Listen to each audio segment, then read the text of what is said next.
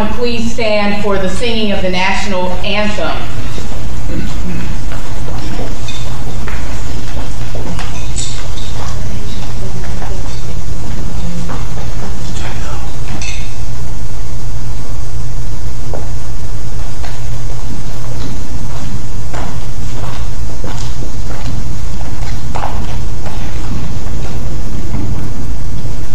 Oh, say, can you see by the dawn's early light what so proudly we hailed, and the twilight's gleam, whose broad stripes and bright stars through the perilous flight over the ramparts we watch, were so gallantly streaming, and the rocket's red glare, whose mercy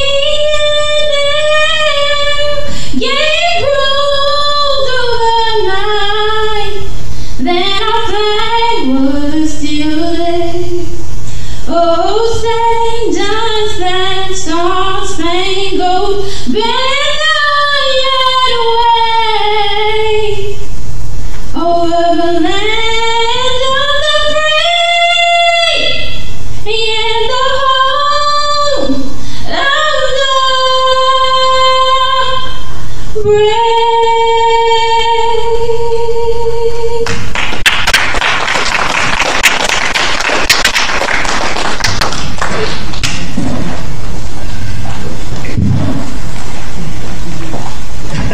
Seated. Ladies and gentlemen, that was Dahacia Clark. Let's give her another round of applause. Good evening and welcome to the debate of independent candidates for President of the United States. I am the moderator for this evening, Jackie Simeon, and this is being presented by the Independent Debate 2016.com.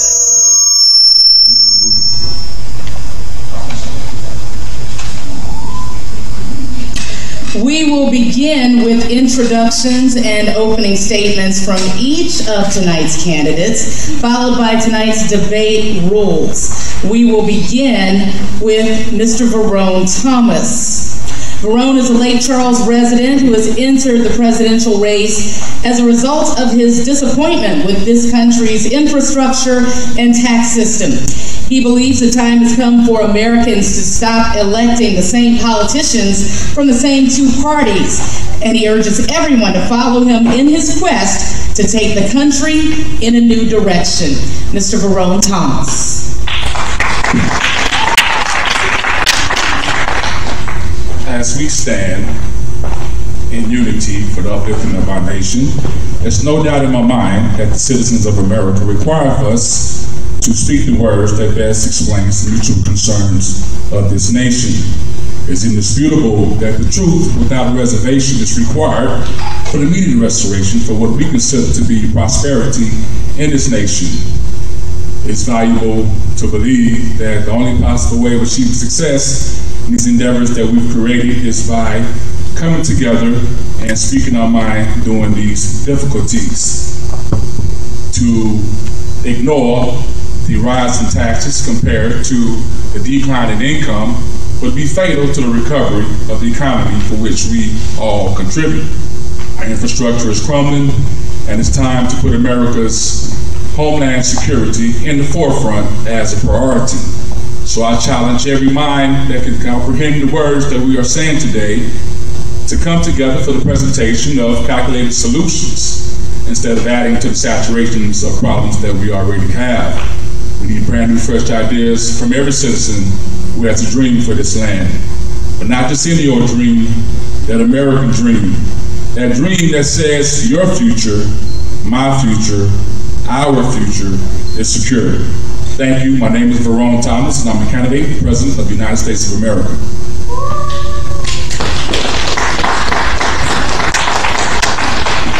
Our next candidate, Chris Kinnison, is a former U.S. Air Force instructor who holds a Bachelor of Science degree in professional aeronautics. He is a certified maintenance and reliability professional who has led corporate efforts focusing on equipment maintenance and reliability and industrial health and safety. Mr. Kinnison has served as a Louisiana State Chair and Texas Member at Large and National Secretary for the Veterans Party of America. Thank you. My name is Chris Kinnison, and I am the nominee from Veterans Party of America. We are a solutions-based, centrist political party established in December 2013. We are committed to restoring a representative government with ethical representatives who actually do speak for the people. We are committed to constitutional solutions. We are committed to restoring the America that the Constitution promises each of us.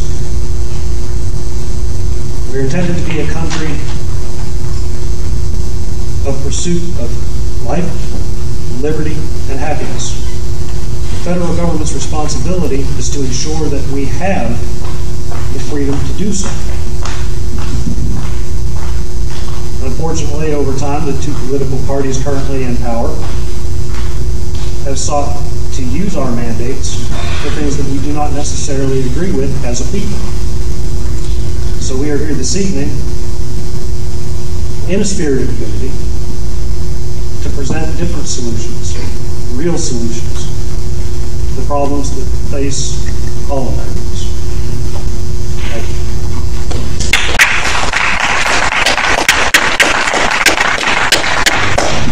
Our next candidate, Dr. Lynn Kahn. Dr. Kahn received her PhD in clinical psychology from the American University in Washington, D.C.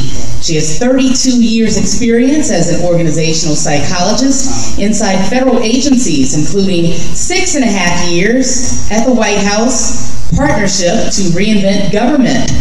Her platform is to focus on fixing government and building peace. Her goals include 25 million new jobs, clean energy, and honoring our commitments to our veterans.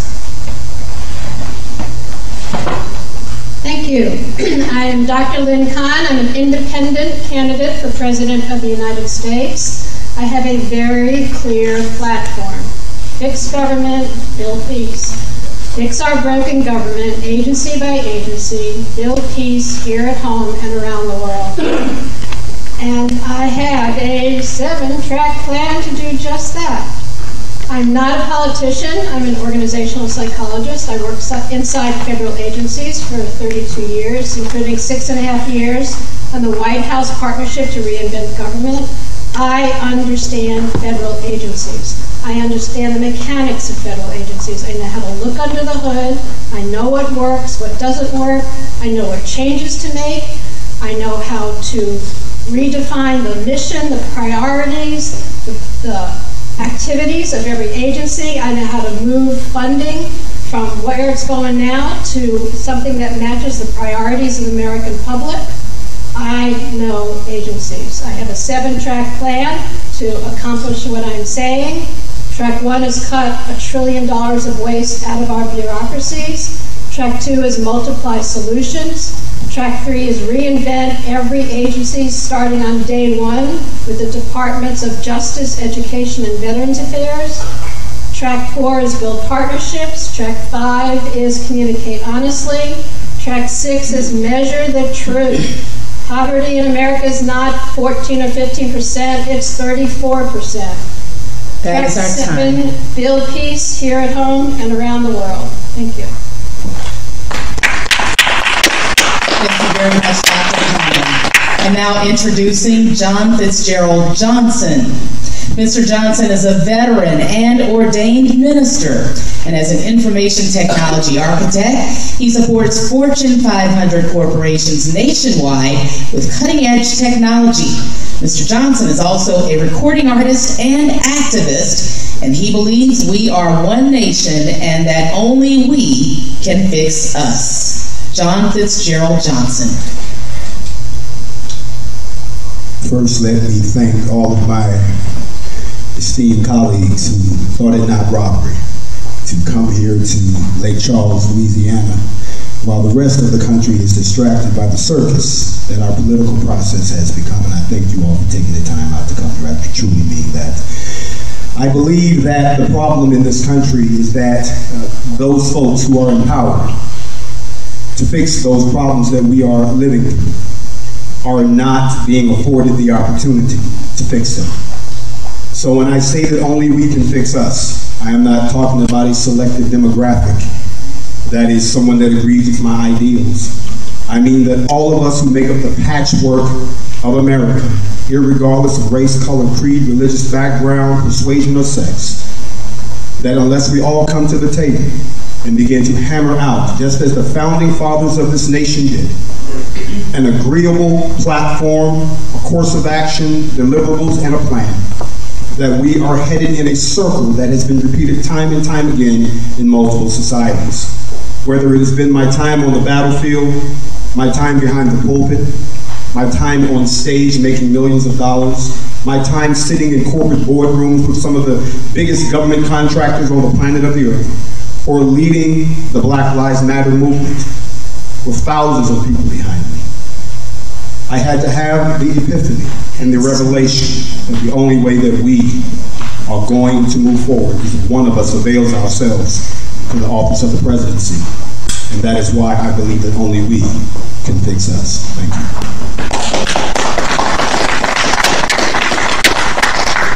Our next candidate is Robert Dionisio. He is one of the top-ranked global developers of companies and projects in the world. He has a 30-year track record of executive leadership, having begun his career with the Bechtel Group.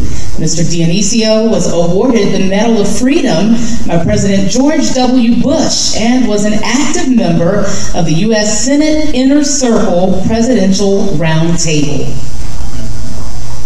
Good evening, ladies and gentlemen, distinguished moderator, Ms. Simeon, and citizens of Lake Charles, Louisiana. First of all, thank you for hosting this truly historic debate. I've launched a mission to unite, renew, and build an exciting new future for America based on visionary leadership and a defined implementation plan in order to achieve unprecedented economic prosperity, social reformation, and global peace. I'm an independent candidate without financial affiliation to any incumbent party, special interest group, or foreign entity.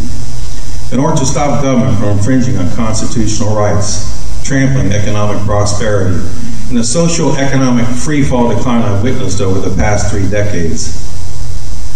Legacies of value are earned by American heroes, not politicians, who are the hardworking families of this nation. America is comprised of champions and leaders across the spectrum of society, of all races, religions, and financial status, who are rising up to join us, based on world-class performance goals, not false promises, and adding value and economic incentives, not micromismanagement. Martin Luther King Jr. once said, "There comes a time when silence is betrayal," and I could not agree more. The time has come to act. As your president, I will lead America's future prosperity and growth, the likes of which this country has never seen, and I will not rest until our goals are accomplished. Thank you.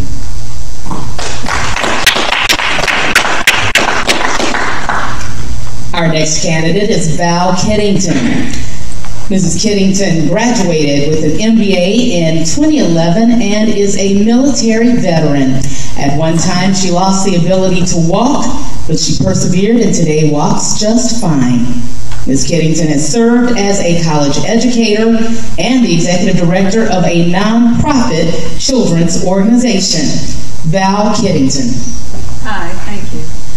Hi, I'm Val Kiddington, and I'm going to be the first woman president of the United States. I have 2 master's degrees. I've served in the military. I have an MBA. As business leaders know, an MBA is prerequisite to manage anything in this country. The Democrat-Republican frontrunners don't have an MBA. They don't have the military experience, and they're not going to work for the country because, as you know, the millionaires, after the election, they don't work for the American people. Our economy is in trouble, and the Democrats keep adding heavy debt to the situation, and the Republicans want to cut all the poverty programs. I disagree with both of them. I want to cut big government and bureaucracy. I want to focus on recovering jobs and job security. I want to lower business tax and repatriation tax. I want to take care of the veterans. I've already issued a plan 3 years ago to close the border to handle that situation. I would bring it into the war concerning terrorism. And also on domestic issues, I'm pro-life and women's rights. So equal wages for women, paid maternity leave, right to self-defense, removal of the marriage penalty. I'm pro-life, pro-gun, pro-social security, that means no privatization, pro-America, pro-Israel, and I do believe in upholding the United States Constitution. So if you want a female conservative, I am a Republican, a card-carrying Republican. But if you do want a female president, instead of caucusing Clinton, caucus Val Kiddington, go to your normal caucus and caucus Val Kiddington. I appreciate it. Thank you.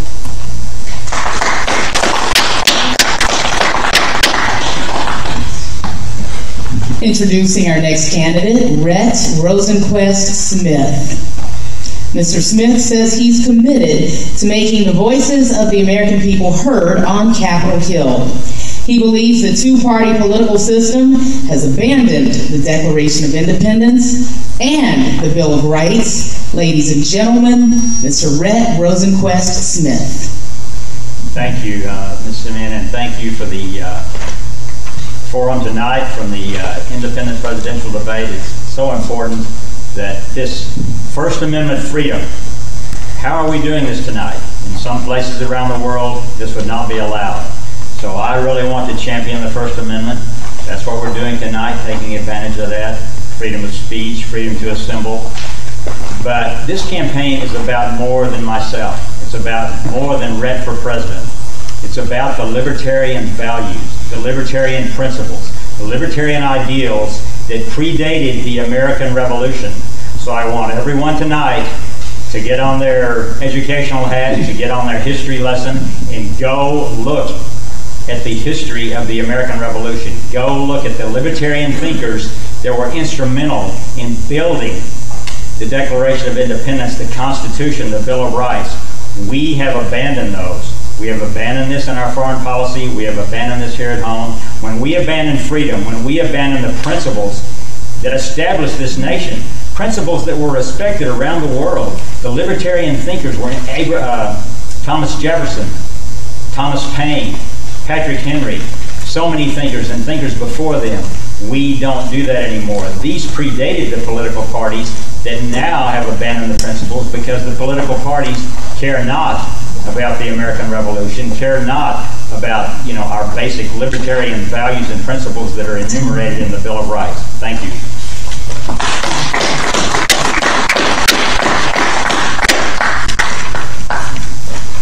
Our next candidate is Mr. Terry Wheelock.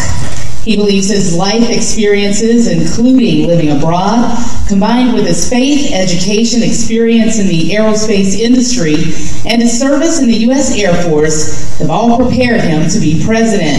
He's also represented the U.S. in international competitions and feels that has helped instill in him the wisdom to serve in the White House. Ladies and gentlemen, Mr. Terry Wheelock. Thank you. My name is Terry Wayne Wheelock. I am the independent candidate for President of the United States 2016. I am the best choice for president because I can serve the people, represent the people, and restore and protect the freedom and individual rights of the people over all else. That is what this country is founded on, freedom. And I will put forth every power of the presidency to bring forth the freedom and individual rights of all Americans. Thank you.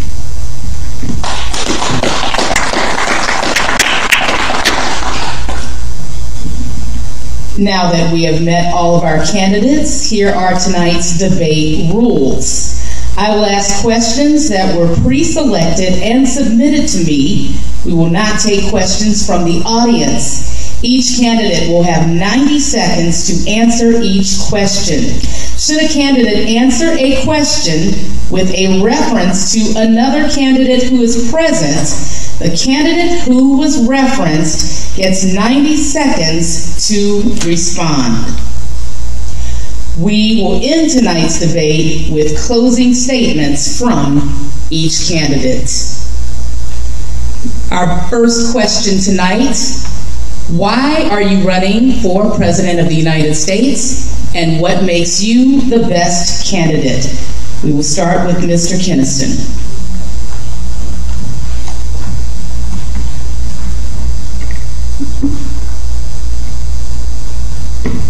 Why am I running for President of the United States? Most specifically because I am an average American, a veteran, who is tired of not being represented. I am tired of a federal government who campaigns on things that are important to me, makes promises they don't keep, uses their authority to reward corporate donors and special interests at my expense. That's why I got involved with Veterans Party of America, because it was the first political party in my lifetime I had ever found that I fully identified with. When they offered me their nomination, I accepted it. I never set out to be a politician. I don't consider myself a politician. I'll accept statesman, but really, all I am is a representative. I'm offering to be your representative as a working, middle-class American who is concerned about the infringement of civil liberties, the continuous encroachment of federal government, and simply wants the freedom to live their own life without any interference.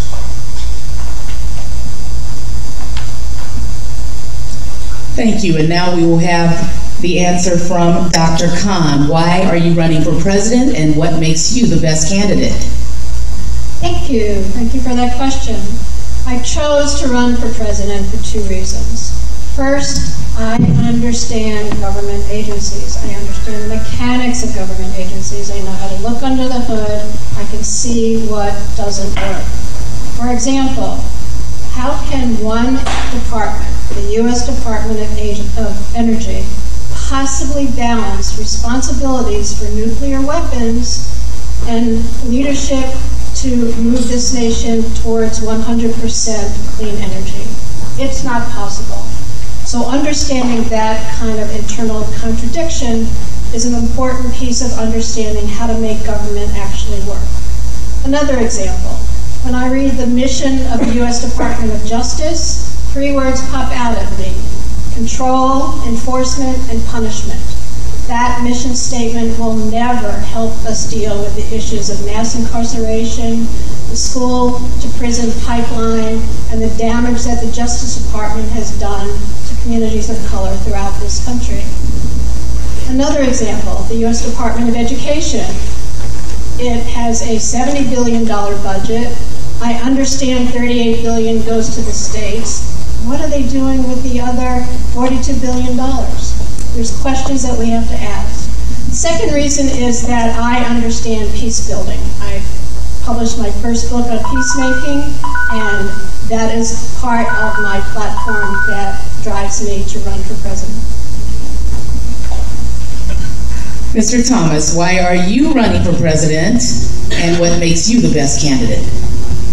I'm running for president to put America back on the pedestal that it once was on. I actually decided to put my hat in the race after the Trayvon Martin case. I realized at that point that America was heading backwards. We tend to send forces overseas to Iraq, to Iran, Syria, Libya, and we sending them there to establish democracy in their land and create a sense of freedom for their citizens. And I realized at that time that we didn't have anybody representing us on the home front. And I respect all the politicians that have, that are in our government, but at the same time, I realized in Sanford was no representation there. This was an election year where all the candidates was campaigning, and nobody was speaking to that crowd and speaking to the minds of that crowd and answering their questions. So I decided to get in the race and concentrate on America. The infrastructure in America is crumbling. Our railroads, our roads, highways, our pipes are bursting. And if you look at what's happening in Flint right now, that can easily be right here in Lake Charles or any other city. With the water situation, with lead in the water, and thousands of people getting sick from lead poisoning, that can be anywhere in America. So that lets me know that America needs to be looked at seriously. Mr. Johnson, your reason for running for president and what makes you the best candidate? It would be remiss of me to continue and not allow someone who drove all the way from Los Angeles to be here tonight. Literally drove, didn't hop on a plane. Came here to be in the debate of Sister Curry from the Green Party, who has just arrived, so I wanted to give her a chance to get in and get seated. Welcome. I'm glad you made it. To effect change, to combat the ills that are infecting this great nation of ours in so many ways, whether it's from the immigration problem that everyone tends to want to talk about, but nobody really wants to do anything about it. Some of these solutions that have been put forward are just downright ridiculous, if not almost reminiscent of what happened in Nazi Germany, all the way to dealing with some of the financial situations that have been perpetuated by the very financial structure that continues to profit off the back of the average American, to deal with some of the issues of police reform, to deal with some of the racial old wounds that have been reopened in this country. And in spite of all the prosperity that we have, yet we continue to have instances that show us that we've moved nowhere since the 60s. And to address some of the issues as we move further into longevity for those of us who are becoming seniors, to look at Social Security, to look at some of those ills that are plaguing the younger folks, student loan reform, but most importantly, to begin to utilize the resources of the United States, work across the aisles with all folks, irregardless of political persuasion, to reach consensus that the United States is already great, but just to take us into the next level of greatness. And that's why I'm running for president. Mr. Dionisio. Thank you. Ladies and gentlemen, the only thing larger than the mere $20 trillion deficit in the United States is the leadership deficit in Washington, D.C. and within the Republican and Democratic parties right now. I'm running for president in order to renew and build a future for our children and country. Our education system, healthcare system, infrastructure, and economy have been devastated. Decade after decade after decade. Starting with policies back in the Bill Clinton days of repealing Glass-Steagall, instituting agreements with North Korea, and now we're faced with North Korea as our greatest threat to the United States. Institution of policies that are so harmful to our children and our communities, it's remarkable. followed by 3 consecutive wars that have caused so much animosity towards America. I wonder how many people really know the true death toll of 9/11. I asked that question the other day at the speech in Orlando. Someone told me 3,000. No. The answer is 125,000 deaths. 3,000 was just that event. 7,000 to 8,000 on the wars from Afghanistan and Iraq alone. And since then, we've had 8,000 veterans commit suicide. That's time. We'll cover all this tonight and throughout the course of the year. Thank you. Ms. Kiddington, your reason for entering this campaign for president and what makes you the best candidate? Well, the reason I'm running is because I'm tired of seeing people up there that are not smarter than I am. I think in the race, even though some would dispute this, I think that myself and Trump are probably the most mature candidates that are capable of doing things and of administrating things and respecting, well, myself on this one, respecting the different communities and bringing them together. And I have a balanced policy that brings both Democrat interest and Republican interest together. And as well, if some of you have read up on me online, I've actually, in serving in the military, I did answer 3 a.m. calls for help. So I've actually accomplished and completed what Miss Hillary Clinton was unable to do. So your sons and daughters serving overseas, their lives would be well in my hands, whereas if Miss Clinton gets elected, where it looks like right now she will be, their lives will be at risk. I'm a responsible person as far as that goes. And I just believe that I'm the best candidate and that I can administrate. I think our government has become very sloppy. And I think the Republicans are distracted by business interests, which is why they haven't built up America and really brought it together. And I think the Republicans are the Democrats are just throwing money and promising things that they can't deliver, and they're not balancing interest and the needs of the people in their policies. Mr. Smith, your reason for entering this race for President of the United States and the qualities that make you the best candidate. Thank you. I believe very strongly, I guess, in the American dream. And when I speak of that, I'm talking about the American Revolution. Again, getting back to what I consider the Libertarian Revolution. What motivated the framers, the founding fathers, so many years ago to engage, to risk their lives, their sacred honor, and their fortunes, building a revolution to try to change the world? And why have we abandoned that? I am a father and a grandfather. That is my most important function in life, to be a role model for my children and grandchildren. But I cannot do that when the values that we want for ourselves are abandoned in our foreign policy. They're abandoned here at home.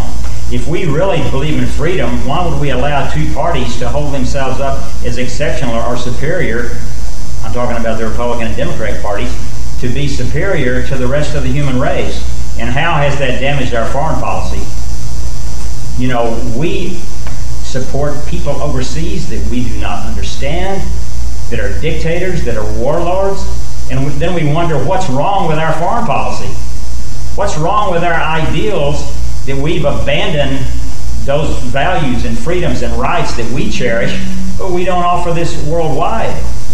That's what we expect. That's what the world expects. That's what we expect for our children and grandchildren. Thank you. Mr. Wheelock, your reasons for entering this race and why you feel that you are the best candidate.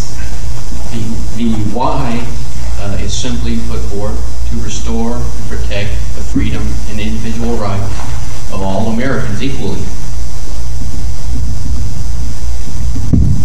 over the wants and needs of the states, the government at hand, to provide a infrastructure and framework for peace and prosperity for all Americans. And I am the best candidate because I can see a complete, all-inclusive system that will bring all Americans together to restore freedom and individual rights as given by the Declaration of Independence and the Constitution. Why we are all here today. Thank you. And now we will introduce our final candidate, allow her a minute and a half to give her opening statements, and then allow her another minute and a half to answer our opening question. Sydenham Curry of the Green Party brings broad international experience to her work in the U.S. and Africa. She has a 35-year track record in program and project management. She is a University of Southern California graduate and touts her vast experience in managing projects in a multicultural environment. Please give us your opening statements. Good evening, everyone. I have to correct you, my sister. My name is Sydenham Kinamu Christian Moyawasipe Curry. I would have never gotten that out. You can say Schwarzenegger, you can say my name. Oh, I don't know. We've been too cultured into Europeanizing or Anglicizing who we are. I am unapologetically black and unapologetically green. I represent a global party. The Green Party is in 90 nations. We all agree to 4 pillars: ecological wisdom, social justice, nonviolence, and grassroots democracy. I am one of 5 candidates for our party, so I feel honored and privileged that I sit here representing Dr. Jill Stein. There are 2 female candidates for the Green Party, Dr. William P. Kimmel, Dr. Kent P. Mesplay, and Daryl Cheney. And I must say happy birthday to Daryl Cheney. He turned 60 today. Our state party got started in 1984, and they had tussles and disagreements about coming up with our 10 key values. You can look them up at gp.org. But those 4 pillars connect us globally. We're the only global political party. Here in the U.S., we are close to having 27 ballot lines. And I think everyone here knows that our system is set up for corporate parties, the Republican and the Democrats. That is your time for the opening statement. Now we will allow you to answer our opening question. Why are you running for President of the U.S. and what makes you the best candidate? It's really simple. Because you talked about my experience living internationally, I see myself as a citizen of the world, first and foremost. And because I'm in the Green Party, ecological wisdom is important. Since 1945, our species, because they're all human, there's no races, there's one called human, and we are a biological species. What happens is that since 1945, our species has been able to kill itself. Is that an accomplishment? No. So I believe that the leadership of the Green Party and my involvement, living abroad internationally, living, working, and pushing for awareness is important. I mentioned 1984 that our party had a dialogue. They came up with those 10 key values. Our campaign is pushing our party, unlike other parties, to have a discussion about leading our nation. We came up with 3 additional key values. The 11th one would be ending white privilege and white supremacy. The 12th one would be ending all isms, be it race, sex, or whatever you want to call it. And then also ending capitalism. As a green person, I know that those 3 things have created the environment to destroy our earth. Thank you. Thank you. Now moving on to our next question. We are living in chaotic conditions, and a leader must be able to operate under complex, uncertain circumstances. What are a few of the components of leadership that you possess that will make you effective? Mr. Kennison.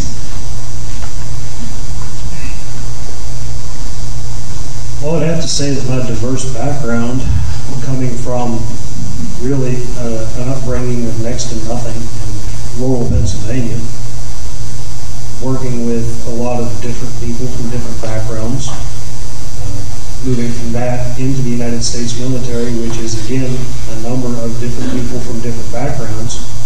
Really, those 13 years in the Air Force were what taught me how to put aside differences, whether they're ideological, whether they're lifestyle, whether they're appearance, whether they're faith, and focus on getting a job done. It's really more important to focus on what it is that you hope to accomplish and put aside those differences. And everything that I have done to this point professionally, even since I've left the military and worked in the corporate world, still, I work with a lot of different people with a lot of different backgrounds and a lot of different beliefs. At the end of the day, we're all trying to accomplish one thing. And only our ability to set aside those differences and work together is what makes it happen.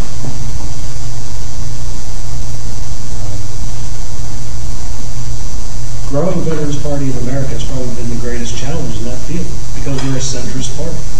If you're left-wing, right-wing, liberal, conservative, it's real easy to identify with the people you agree with. But when you start trying to challenge government from the middle, you have to be able to work with everyone. You have no choice. Thank you, Mr. Keniston. Dr. Khan, the leadership qualities that will help you navigate through these uncertain times we currently live in. Thank you. Last year, starting on August 12th, and for 100 days until November 19th, I drove around America. I drove 14,128 miles, and I did a lot of listening to a lot of people. And I learned, first of all, that talking about a broken government that truly needs transformation made sense to a lot of people. I also understood that folks are ready to think about our role on this planet as something other than a nation that is constantly invading and using aggression to solve international problems. I also realized, listening to everyone, that there's something really wrong with the measures that government is typically putting out there, reports that are being made. Unemployment in America is not 5%, it's sometimes 10%. There are communities where it's 40%, 60%, 80%. Poverty in America is not 15%, it's 34%. That means 100 million Americans are struggling with poverty every single day. So I think that understanding all the different levels at which our government operates and all the different ways in which the federal government can be changed and waste taken out to truly serve Americans are part of the reasons why I am running for president. Mr. Thomas, what will make you an effective leader? Basically, the citizens of America is not happy with the direction that this country is heading in. Our leaders, our elected leaders, it's in the duopoly, and they're polarized more than ever. If the left says yay, the right says nay. And right now, our elected officials are being bought. Our government has been bought, and it's time for someone to get in the White House and really put their foot down about where big money is headed. Right now, in this duopoly, big corporations are spending millions of dollars to persuade legislation. So we have to get in the White House and direct and persuade our elected officials to actually work for America. Now, I've done 10 years in the United States Navy, and in the Navy, we didn't have time to worry about people who wasn't part of the solution, who wasn't a part of the team. We had to work together to get the mission done. And in the Navy, I was a leader in all those areas, so I believe that I will be the best candidate for President of the United States. Mr. Johnson, what will make you effective as a leader for us? The qualities that make an effective leader are pretty cut and dry. The question is, does a person possess them? Of these that I'm going to talk about, I will talk about only the ones that I possess. The first one is, I understand the differences in different cultures. I have lived around the world. I spent 20 years in the military, and even now, I'm still employed around the world. The first thing that you have to have is the ability to understand cultural differences and realizing that just because something doesn't fit into your puzzle doesn't mean that there's something wrong with it. The other thing is that I have built into me a steadfast resolve to stick to my guns once we have arrived at a logical decision, and not to be wishy-washy about it, and owning that decision, should it ever come into question later, whether it be by my constituents or by the very folks that are affected by it. Another thing that I possess that makes me a great leader is I possess the discipline, the logical thinking, the reasoning and thinking, and I'm open-minded at the same time to look at another person's perspective. I am not fixated on I'm always right. But if I go through a process that arrives at a logical conclusion, that's where we're going to go unless someone can present a more reasonable alternative. Understanding intent versus impact. That no matter what our intentions were, whether as a nation or as a person, we cannot control the impact that it has on another individual or a country. And if you don't understand that, you can blunder into military situations or blunder into economical disasters. That's another quality that I possess. And finally, I would say the ability to use diplomacy versus strong-arm tactics in the world and within this country. Those are the qualities that I possess that make me a great leader. Mr. Dionisio, what will make you an effective leader? I believe leadership is for others to decide. I've been recognized since I was 9 years old. I started a recycling business. I led a team that hiked around the communities collecting fallen glass insulators, aluminum cans and glass bottles, and I would lead that team back to the local utility company, sold them for a few cents a piece to the local salvage shops, whatever they would offer. Ever since that time, whether it be buy my first condominium, my second year in college, and bring the rooms out to other college students, they'll pay for my tuition and mortgage. Ladies and gentlemen, I wasn't born with a silver spoon in my mouth like the current GOP leadership.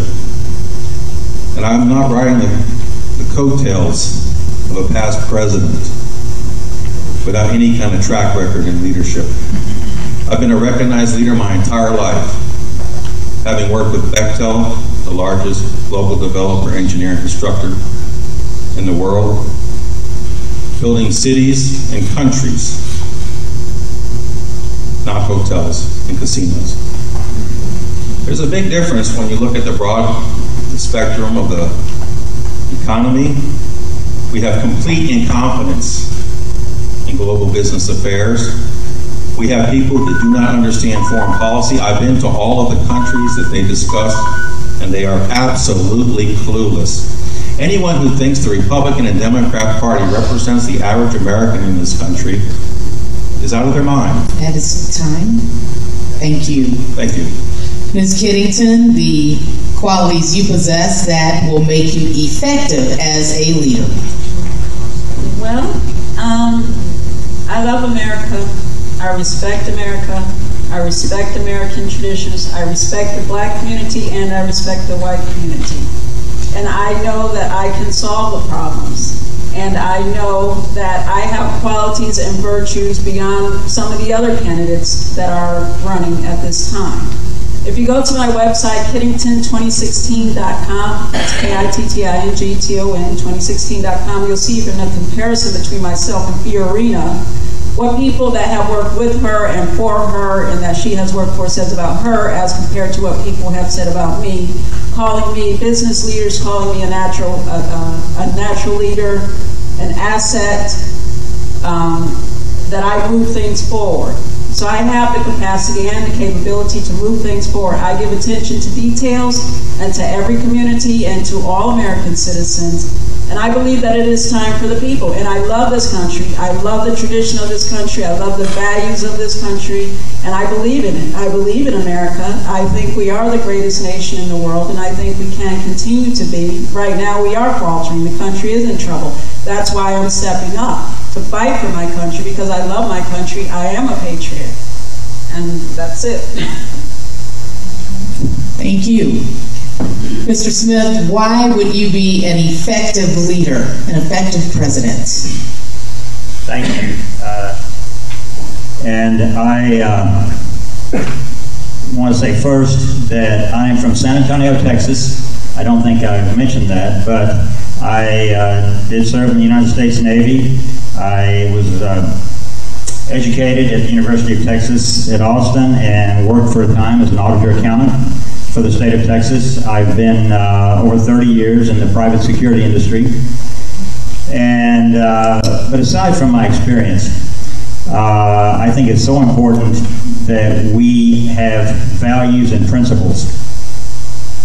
And if we forget those values and principles, again, the libertarian ideals, the thinkers that formed the American Revolution, why can we look some other way? Why can we allow a two-party system to abandon what was a worldwide revolution, what people around the world are looking to America for? What do they expect? They didn't really expect a Republican and Democratic Party that were so caught up in their own control that they've abandoned what has been upheld as far as freedom, as far as the individual rights that we value in the Libertarian Party. The ideals that we're all created equal, that we should have the First Amendment freedoms, the freedom of religion, freedom of speech. They want to take away our guns and religion? What in the world is going on in America? Look at the Libertarian Party. I encourage you to go learn and educate yourself about the Libertarian Party. Thank you. Do I have more time? No, that's your time. Thank you. Thank you for asking, though. Mr. Wheelock, what qualities do you possess that will make you an effective president? Well, I am not a public speaker. I am not a public debater. All my life, I've been a very private person, but I have watched people and trying to achieve certain things. I've watched groups working against each other to achieve certain things, but I have always been drawn into creating an infrastructure or a pathway so they all can learn cooperation over competition to achieve the American dream. I would be a leader from behind. As a coach in gymnastics, it's not about the coach, it's about the gymnast. I would create the environment so the people can prosper, so they can chase their dreams, so they can go for their ideals without interference from special interests, lobbyists, government, or any other entity that would influence or betray that trust. Thank you. Thank you very much. Ms. Curry, same question. Moya Wasife Curry. Will you require us to call you that if you are elected president? Say my name, by all means. I can say yours. It's so simple. I can teach everybody. Moyo Wasife. 5 syllables. Moyo Wasife. Is our time started? You may proceed. Respect and emotional intelligence. Being 54 years old from a family of 20 folks and living outside, I know how to respect others without disrespecting myself, as you see. I'm asking you to say my name because I would take time to learn anyone's name from whatever culture, religion, gender. We did names during the sound check, which you were late for, and respect goes both ways. You could have been here on time for the sound check, and you were not, and we excused you and allowed you a chance to catch up with all of the other candidates. So from here on out, I can refer to each of you as candidates 1, 2, 3, 4, so that all of you can have the same respect, if that is okay with all of you. You're doing just fine. Please keep. Thank you very much. And now, so that you can have all of your time. I have 9 sisters. I'm one of 20, so I know how to deal with anybody. This, you asked a question, and emotional intelligence is something I bring to the table. I'd like to congratulate folks who talked about their strengths. It's really important that strength leads our nation and respect leads our nation.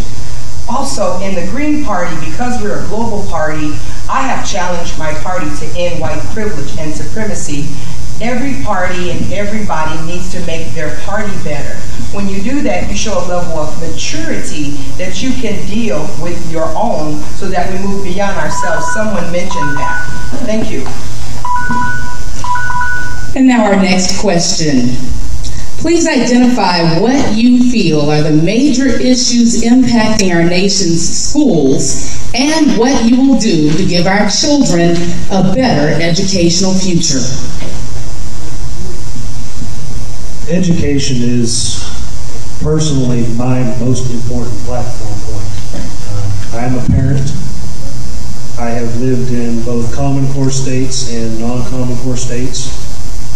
And I can tell you with absolute certainty that the Common Core curriculum is a disservice to the education of American children. I've experienced the differences. I've been the one sitting at the table helping with homework, trying to understand the insanity of the logic applied. The abandonment of the enriching curriculum that most of us who grew up in the 70s and 80s received. The abandonment of the arts, the abandonment of technical fields, of vocational training. We now have a generation of children who hits the workforce if they're not prepared to continue on to college. They have no skills. Minimum wage, fast food jobs, menial labor is all they're qualified to do because they don't know anything else. We have done a real disservice to the children of our nation and to ourselves with what we have allowed to occur to education in this country. And I have said, I am on record, it is in my platform, I will not unpack a suitcase in the White House before Common Core is terminated.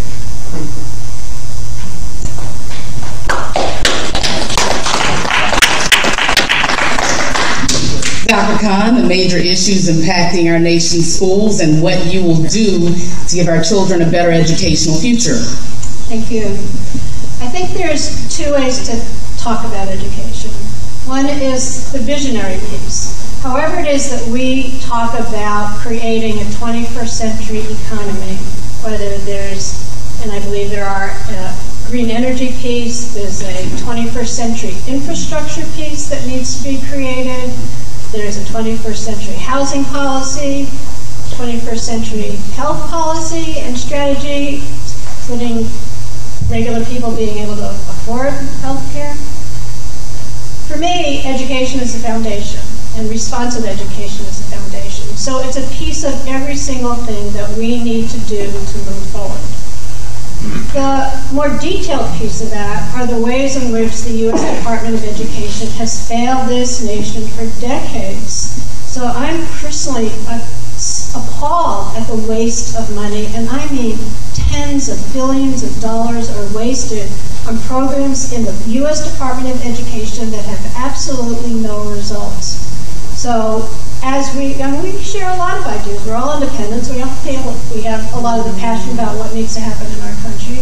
As we think about the very specific things that need to happen to make our educational systems better, we need to pull the money out of the federal agency and push it back towards the states and give the states more power, give teachers more time, more training, and help our students support a 21st century economy.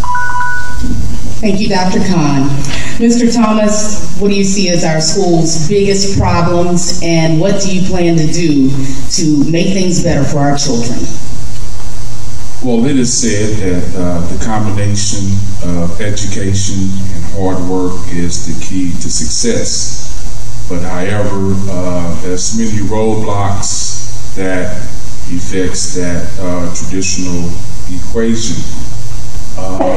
I agree that Common Core needs to be brought back to the drawing board and work out a few issues with it. There's a few complications with it, but I believe that Common Core goal is to put all students on the same level throughout the country. But however, the curriculum that is being taught is controversial. A lot of the math equations and how it's taught in the classroom is not holding up to what we all know as tradition. So I believe that the object of Common Core is, I believe is great. I believe that, we want every student to be able to compete with other students around the world and around the country. But at the same time, we want to make sure that the curriculum that they are being taught is not hindering them to be able to be effective at their best. Right now, the education system is at $1 trillion in debt, and we need to address that issue where we could actually we need to address the issue where we can actually help student debt decrease in this country. Thank you very much. Mr. Johnson, what do you see as our nation's biggest problems with our schools, and what do you plan to do to make things better? I've stated this on my platform. I'll state it here again, and I've heard this several times, but as your president, the first thing I would do is I would abolish Common Core, point blank period. We have to redefine the mission for the Department of Education. I would work along with them to redefine it. And we can start in a number of places. Restoring the funding for after-school programs, restoring the programs that develop in the arts, as I've heard before, vocational music, things of those natures. Also, taking a hard look to abolish those systems that encourage the prison system to be profitable for those folks who flunk out or kicked out or simply pushed ahead and failed in the school system. And that means that we're reducing the probability of moving numbers to schools based on tests. Also supplementing pay and funds to the state-run schools and the reduction of voucher programs that encourage folks to take their kids out of those schools. Also, a reduction of what I call returning to revisionist history, which is being taught to children. Let's get back to the basic of teaching facts. And also, most importantly, giving them teaching tools that make these students valuable to the U.S. economy. Who cares if you can tell me about astronomical physics and engineering and whether or not black holes exist on the subliminal plane, but you can't balance a checkbook. Back to the basics. Thank you, sir. Mr. Dionisio. Ladies and gentlemen, on January 1st, 2014, I launched the United Party, which is sweeping across America at historical record pace. We've established U.S. goals supported by legislation. One of the legislative acts that I'm proposing is the United Education Act. We rank 20th of the top 20 developed countries evaluated. We're last. We're 22nd in science and 27th in math. The Education Act is going to be driven through Congress. I've had enough of the appeasement policies, enough social degradation policies. We've abandoned our urban schools and public schools in this country. That is why we cannot get out of the situation that we're in here. Basically, it includes so many elements, but I'll just touch on a few briefly. One is to bring in management consultants. And rather than abolish the Department of Education, we're going to make it work more efficiently and for the people. We need a bully-free, drug-free, gun-free zones for our children to go to school. When I walked through the communities of this country, New York City and Chicago, it's unbelievable. It's complete abandonment.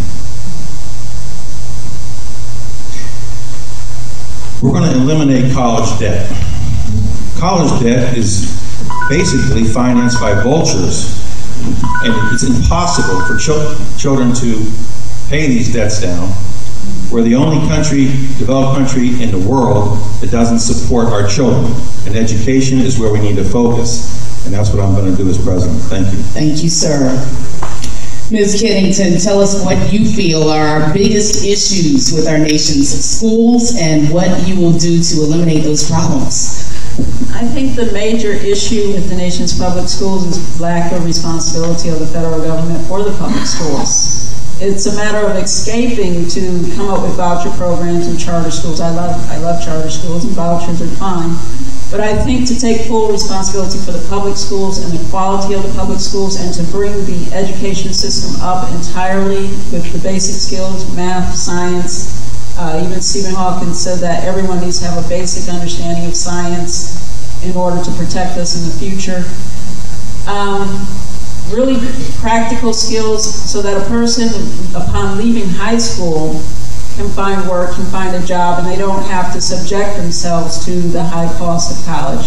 Which even with that, I know some Democrats want to pay for college, and I approve the Pell Grants. I would keep the Pell Grants.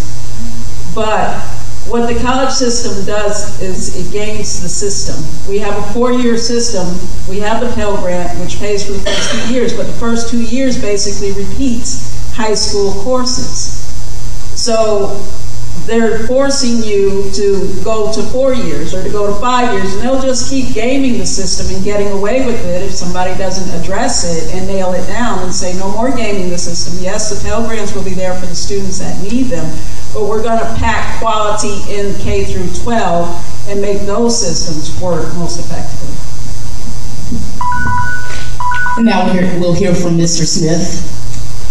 On the same question, the big issues affecting our schools. Yes, sir. And how would I improve that? Yes, sir. First of all, let me say that I did lobby my own Texas State Board of Education and formed an organization, Veterans for Education Reform. And what was that about? I felt that the First Amendment had been abandoned. So I think that until we're willing to respect people from around the world, different religions and different cultures from around the world, diversity and pluralism is what we should be learning. This is the way to improve our planet, improve the human race. So that would be number one. Number two, I would refer you to the Virginia Statute on Religious Freedom, authored by Thomas Jefferson before the First Amendment.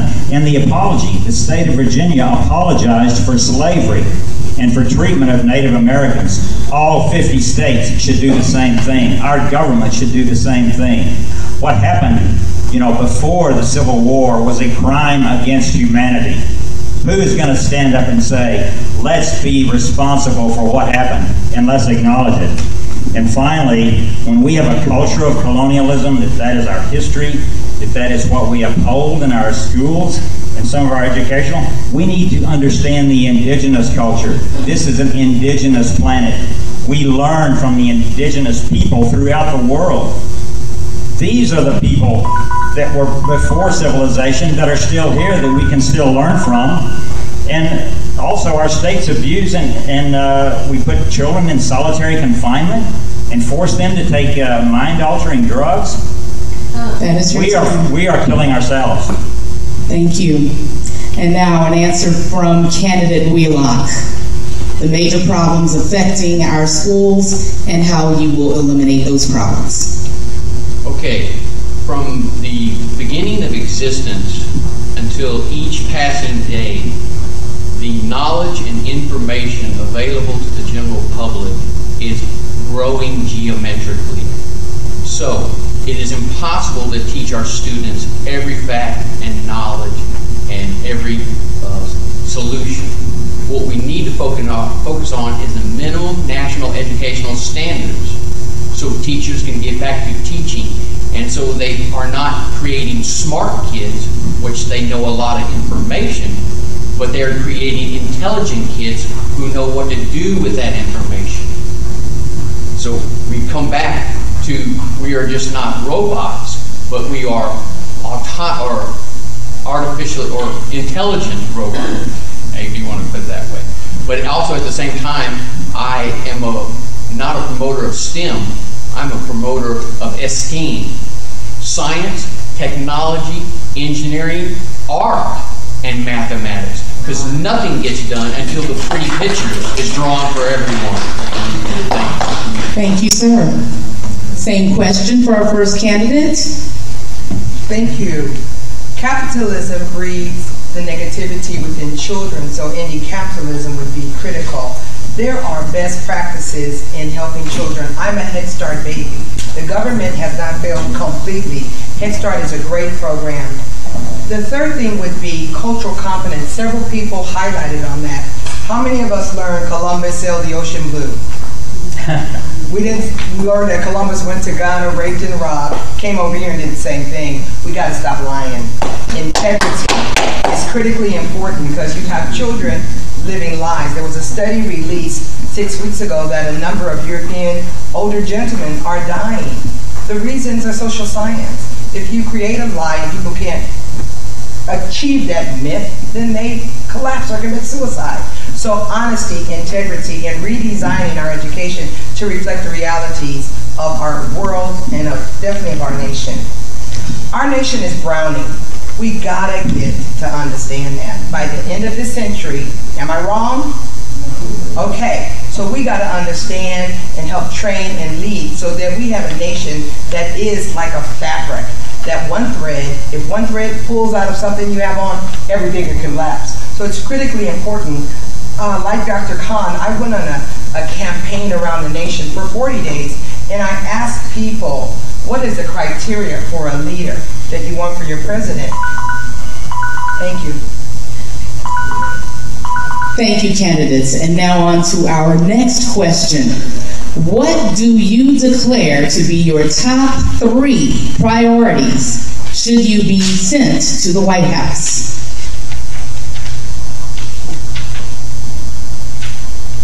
Going first again? Yes, sir. All right. Do you have a problem with that? No, ma'am. What to expect. All right. Your top 3 priorities. Top 3 areas that I want to focus on with my campaign are unity, security, and opportunity. We are a nation so utterly and deeply divided right now. Divided by our skin color, by our faiths, by our lifestyle choices, by politics. And we are all, as a society, the victims of a very effective divide and conquer strategy employed by the 2 parties and furthered by the media for the express purpose of keeping us subdivided into smaller and smaller and smaller, less politically influential groups, so that they can divide us up between the 2 of them, cast off the people that don't fit, and retain the power that they've enjoyed for this long. We are a constitutional centrist party, and I am a constitutional centrist candidate because I honestly believe that all the answers that we need to find to fix the problems in this country begin with honoring, abiding, and following the Constitution. Thank you, sir. And now for your top 3 priorities if sent to the White House. Thank you. I have a vision for America that begins with this. My vision is an America that works for everyone with no one left out. So as I think about what actions, what 3 priorities would support that mission, I come back to number 1, because we all have grand goals and vision and all kinds of wonderful ideas, how are we going to pay for it? There's hundreds of millions of dollars of waste in our government. It's appalling. You read about it in the paper all the time. So I come back to the Constitution gives Congress the power over tax policy and budgets and trade policy. And with this Congress, it will take years before we get any money to do anything that needs to be done in this country. So my first thing is to start us on the track of reclaiming the wasted dollars. My second priority is to really rethink the purpose of every single one of our departments and agencies, because it's broken. It's disconnected from what people want. In some ways, some of the departments and agencies, it just doesn't even make sense. What I said about energy being both responsible for nuclear weapons and green energy can't happen. And the third thing is to put in place a doctrine for foreign policy that recognizes we have to balance the brilliance of our military with the wisdom of peace building. Thank you. Your top 3 priorities, Mr. Thomas. Number one, my first priority would be to end mass incarceration. With the 13th Amendment in the Constitution, slavery was abolished, but they left a loophole in there. Basically, if someone goes to prison, then they could lease them out, and they could work for basically what we call slave wages. So I believe mass incarceration is modern day slavery. Right now we have 2.2 million people in prisons and prisons for profit. Right now, our corporations profit from individuals that are locked up, such as GEO, Corrections Corporation of America, and also like Global Intel, who makes $500 million a year off of just phone calls from prisoners. So I would first stop the privatization of prison system. And second of all, I'm really big on infrastructure. I plan to spend at least $200 billion a year fixing our infrastructure. Right now, our trains are moving like molasses. Look at places like Japan. You got the maglev. I want to go beyond the maglev, like the Hyperloop, and we want to be able to bring our infrastructure into the future and not just equal with the rest of the world. Thank you, sir. Mr. Johnson, your top 3 priorities. My top 3 priorities upon entering the White House, as they say, a presidency is normally defined by the first 100 days.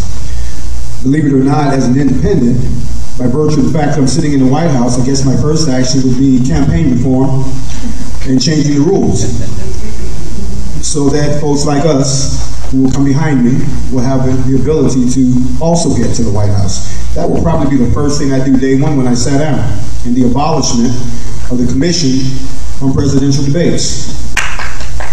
Number one. Number 2 is what actually spawned me in the first place, is an immediate addressing, whether it be through congressional action or through execution of presidential executive authority, police reform, outlawing racism. And when I say outlawing, it's the same way they did in Germany. When I lived in Germany, you could not talk about the Nazis. You could not display the swastika. You couldn't have a slur of that type. It was illegal. So we would have to make racism in this country, as it's being manifested, illegal. And if I have to use executive authority, I would do it. But then again, of course, another part of that would be the legalization of certain substances that would give us an immediate tax boom in this country, the same way that we lifted prohibition and turned it, one of the most destructive drugs in this country, and made a profit off of it. Immigration reform. You don't deport millions of people who are already here. You turn them into effective taxpayers. Thank you, sir. Mr. Dionisio, give us your top 3 priorities. My top 3 priorities are, first of all, it's called STOP, Strategic Terrorist Offensive Program. I've designed a program to eradicate terrorism based on a total misrepresentation of our dealings with foreign governments. We need an elite coalition of intelligence capability combined with Interpol and global military operations. The reason I use the word offensive is because we have to go after the core problem, and we can't wait any longer. ISIS has infiltrated every state in the United States, and it's become not only an emotional drain, but it's our largest threat to our national security. Anyone who thinks that they're the JV team, it's the largest financed Middle East terrorist group in the world, and there's 5 more right behind them. We need a program, ladies and gentlemen, that eradicates this. Economic growth and expansion is my second priority. We need to go from 2 to 6% growth. Leadership and unification is my third. Thank you, sir. Ms. Kiddington, your top 3 priorities. My top 3 priorities are national security, dealing with the war on terrorism, putting an actual strategy to it, because those are our men and women over there, and their blood counts, and we really need to get a handle on the situation. My second priority is job security. I would turn back refugees and illegals for a couple of reasons. One of the reasons is that basically these people are dumped into the barrios and into the black communities, and they overwhelm the communities that are already struggling. They don't go to the gated communities, they go to where regular Americans are. And the other thing, the illegals and refugees, they don't have a right to purchase a firearm. The Constitution is not enjoined to them. They are not automatic citizens. So I would turn that back to protect our nation and our nation's workers and their communities instead of overwhelming those already struggling. My third priority is to get the veterans situated, and I already have a plan for that I'm really looking forward to putting into place. And that's pretty much, that covers it. Thank you, ma'am. You are not required to use up all of your time. That is just a courtesy we are giving you, but if you can finish early, that is not taken against you. That you will not be penalized for not using all of your time. Thank you. Mr. Smith, your top 3 priorities should you be elected to the White House. Thank you very much. How much time do we have on this one? You have 1.5 minutes, 90 seconds. Yes, okay, the top 3 priorities. I'm glad we have mentioned veterans. I think that our veterans have always been abandoned. When you look historically, we do not know how to reach out to our veterans, how to help our veterans. We expect them to go risk their lives and lose their lives sometimes, but when they come home and they're broken and they need help, we want to set them aside. We don't want to, put them as our top priority. But of course, my number 1 priority, always freedom and liberty. We have abandoned that since the American Revolution. Number 2, communication, more interactive groups with, town hall meetings, actually private and public investment in technology. We are supposed to have the best computers and the best technology for telecommunications in the world, but we don't use it. Why aren't our citizens, voters, and taxpayers involved in our decision making? They could be involved every single day at the local and state governments. And finally, that's what I would do, is empower our local and state governments, helping them to put in check the power of the president and the federal government, and find more and more ways to empower other people, so that the president has just, under the 2-party system, has gained way too much power. Why do we have to keep supporting this system that really one person just doesn't have the capability to deal with billions of people around the world and all the myriad of problems that face us on a daily basis. Is that it? That is your time. Yes, thank you. Thank you. Candidate Wheelock, your top 3 priorities. Well, there are really not my priorities. I would address all the priorities of all Americans. Okay, I would start with the top 10 of what Americans want addressed. Okay, but as far as 3 that I have come up with just to begin with is, I would again simply restore the freedom and individual rights of all Americans equally. And that will create the framework so people can create businesses, so people can create jobs. And I would eliminate taxation so people would have the funding. I would create the Office of Operational Funding to create the infrastructure we need as all Americans to move or implement our freedom and individual rights. The second thing I would deal with is cut fraud, waste, and abuse at all levels of government, period. Okay? The third is security, at home and abroad. Security for at home, so we all have the ability for life, liberty, and the pursuit of happiness. Abroad, ISIS, the next Hitler. We will deal with that. It's not an issue. It's all about what will happen after we remove that threat. Will we create an environment so people around the world can have their freedom and their individual rights? It's an all-in-one process. We are not alone. Thank you, sir. And now for our final candidate, what are your top 3 priorities? They would be 4, based on the Global Green's understanding of the 4 pillars: ecological wisdom. In 100 days, we have the capacity as Americans and global citizens to come up with a way to end climate change. So under ecological wisdom, ending climate change. 2, nonviolence. Create a Department of Peace, and also help our military understand its role is bigger to protect us in terms of not fighting folks, but help us. So Department of Peace. The third would be under grassroots democracy. As Americans, it would be a historical, where do we want as Americans when we're 300 years old? That's less than 60 years away. No one has ever asked every American real question. What do you want? What you like? What you don't like? How can we address you? I believe that doing a national and international surveys of American citizens, we would achieve what we need over the next 30 years. The fourth one would be social justice, ending white privilege and supremacy, ending all isms, and ending capitalism. Thank you very much. Mr. Kennison, you are the only candidate who has not had a chance to thoroughly think about your answer, because you have been the first to answer every question thus far. So our next question, we will start with Dr. Khan.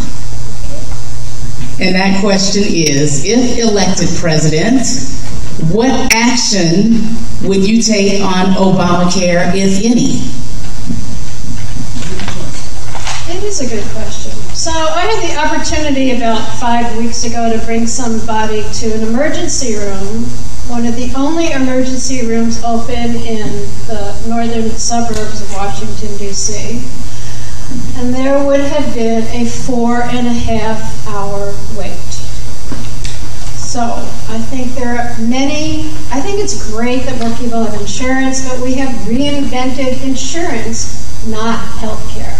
We need to figure out ways to have greater access at a reasonable price to high-quality health care, and Obamacare has not done that. I've talked to lots of people all over the country who tell me lots of stories about great intentions, but the reality was the hospitals, the doctors, the clinics that they went to did not have the medication to treat them, did not have the resources, the health professionals there to treat them, and there were just people waiting in line, waiting in line. So I have a plan to start funding from day one, because I know where the waste is, and it's easier to cut programs that have no results than it is to change tax policy, to put 200,000 people into our public health system so that starting as soon as possible, there's more access to public health, quality public health. Thank you, ma'am.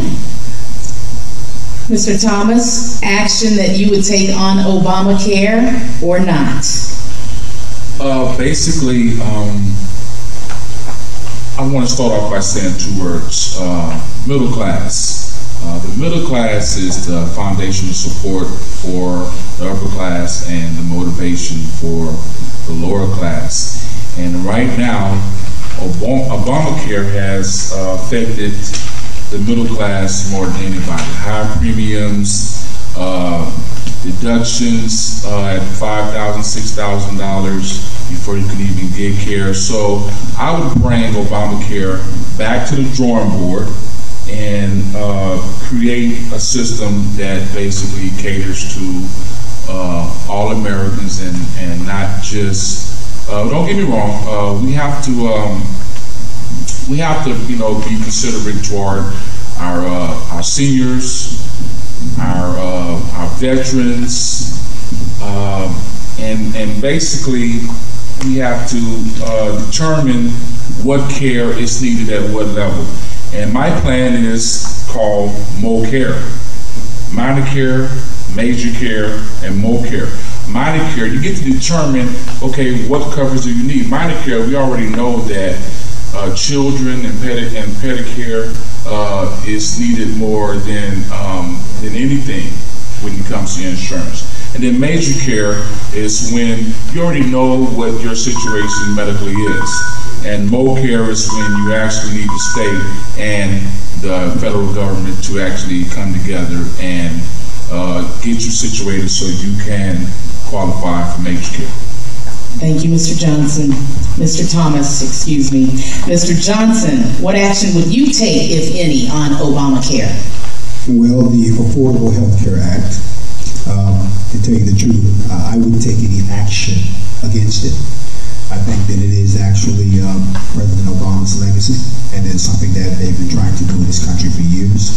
However, what I would do is, the first thing I would do is I would begin to explore the impact of reducing the profits that Big Pharma makes off of drugs, the marketing of those drugs, and reducing the prices of those drugs. Because there wouldn't be a problem with Obamacare, or whatever you want to call it, if healthcare wasn't so expensive to start with, whether it be drugs or services. So there'd have to be some type of an exploratory committee to bring back that information so we could look at changing the regulatory laws to force the capping and the reduction of the prices of drugs and stop making the drug makers so profitable that we have to have these programs to start with. The other thing is not the touching of Obamacare, but the evolution into the universal health plan. The same way there are other countries where health care is provided to seniors, veterans, and so forth automatically, regardless of some program or some rate that's actually been required of them. And last but not least, I would probably want to pursue a restructuring of the laws that govern the insurance agencies. So that those of us who are under certain federal programs, whether they be Medicare, Medicaid, and so forth, are not affected by the profit making and price gouging that has become so prevalent in some of these major corporations. That is how I would respond to Obamacare. Mr. Dionisio, the Affordable Health Care Act, what action, if any, would you take on it if elected president? I would abolish Obamacare. Obamacare is a model for social economic failure. The United States is ranked 11th of 11 countries evaluated in health care. I would establish the United Health Care Act, universal health care, not a universal insurance program. It would be a two-tier system. One component of that would be similar to Medicare, and the other is by corporations to contribute to employees' health care benefits. A single-payer provider system is also a disaster for this country. We're $20 trillion nearly in debt, and all this does is continue to compound and compound. As part of our healthcare program, I have 4 cornerstones. And one of them, the primary one, is to target cancer and other terminal illnesses, a cure by 2025. And if we don't achieve that, our progress will still be remarkable. If we're going to be a great country, we have to set our goals high. and target things like getting rid of the trans-specific pricing structure. We pay twice what any other country pays for drugs. We have hedge fund managers that are manipulating drugs that could be saving people's lives, and I would delve into all of these areas. Thank you. Thank you. Ms. Kiddington, what action, if any, would you take on Obamacare? Yes, as a never-ending capitalist that I am, I believe in the free market system. So I will repeal Obamacare, and basically my take on it is universal health care, as even Hillary has cited, is kind of a throwback to President Johnson's Great Society plan, except with Hillary Care, it comes along with special interests, lobbyists, and investors, and it doesn't put the American citizen in first place. So it's basically kind of a scheme, trying to say. I also, not only do I disagree with the Democrats on universal health care, I disagree with the Republicans on health care. I disagree with health savings accounts. I don't think you should entrust big banks with your medical account either, because mysteriously pensions and other things seem to evaporate once they go into the banks. I do support private practicing physicians and surgeons. I do support free health care for children ages 12 and under. I do support taking care of the elderly and the disabled. That's as far, I think everyone else, we have free choice to exercise. I don't know what happened, how we derailed into this situation, but a few years ago, we were all getting healthy. We were eating organic foods. Companies started changing. We were having a revolution. And even the First Lady started this Get Active thing. And now all of a sudden, everything's based on drugs and insurance and sickness. I don't know what happened, but I would like to take the trajectory back to organic living. Thank you. Thank you. Mr. Smith, would you do anything with Obamacare? If so, what? Yes, excellent question, and thank you very much again. Basically, I certainly agree with the United States Supreme Court that said that we cannot, citizens of the United States cannot be forced into a health insurance plan. And really, you have to think any insurance plan has got problems. It's kind of a Ponzi scheme where you're betting that, we have a pool of payers and then somehow we're all going to benefit. So certainly the government can raise or lower taxes for any purpose they want. So just instead of calling it insurance, let's just call it, we're going to raise your taxes for this reason. So I think we need more health communication. I think we need to really put pressure on the state and local governments to step up here and reform and improve what states that don't have quality health programs. They should be encouraged, find a way to help the 50 states. We have a system, federal, state, and local government system. We should use it. Instead of always looking to Washington, D.C., where how in the world are we going to have a program for 300 million people that even makes any kind of sense? This is a personal decision on health care, about the choices we make, the kind of health care we have, the doctors we like or want to choose. The federal government doesn't need to be involved in this.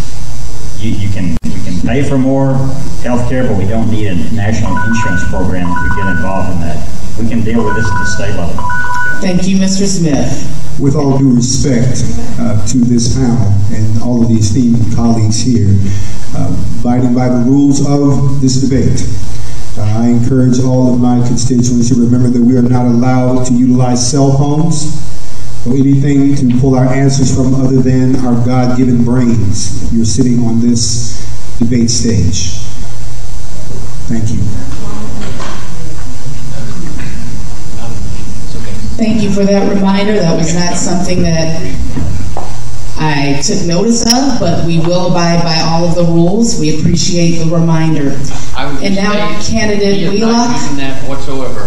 I mean, I was just laying on the table. I wasn't referring to it. Okay.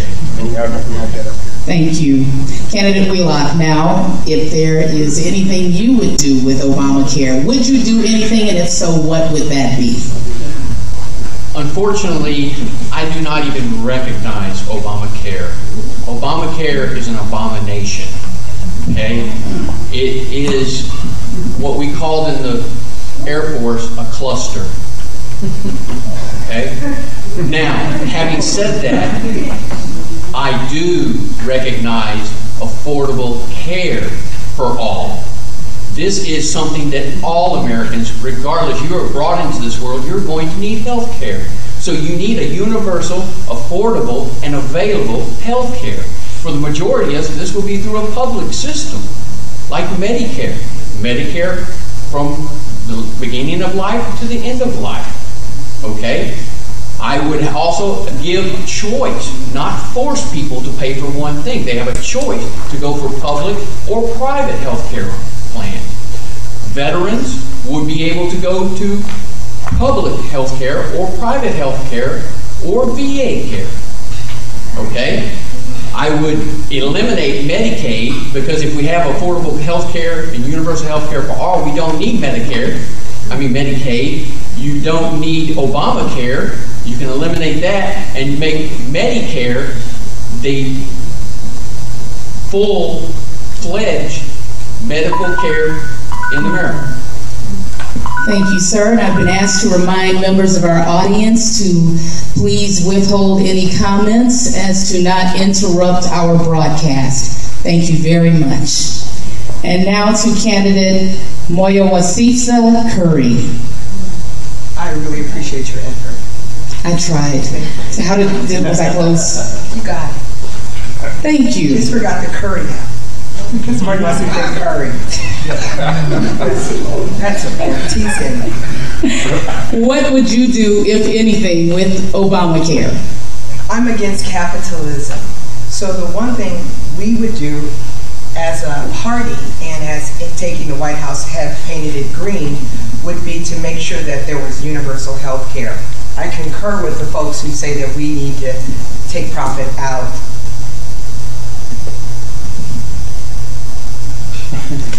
Thank you very much.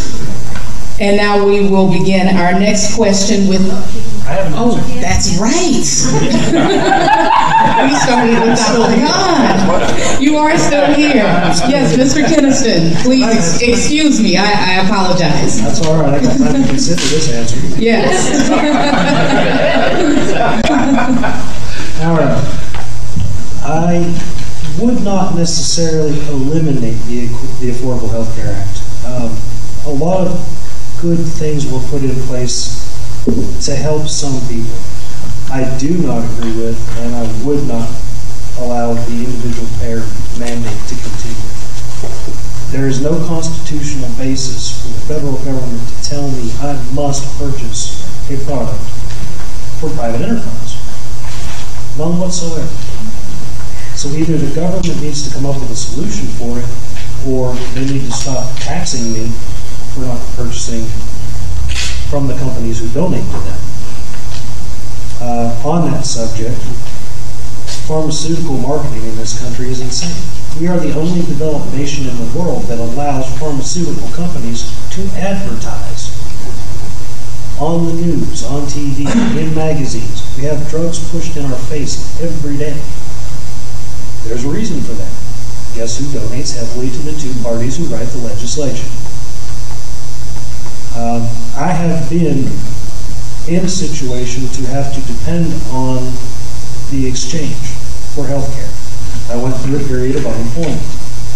During that period of unemployment, I made $800 a month, down from the $80,000 a year I had become accustomed to with a health care plan. We tried to get coverage for my wife. That would have cost us $475 a month just for her. Expected, because I made over $200 a month, to sacrifice $475 of my $800 just for health care. That is your time. That's not cool.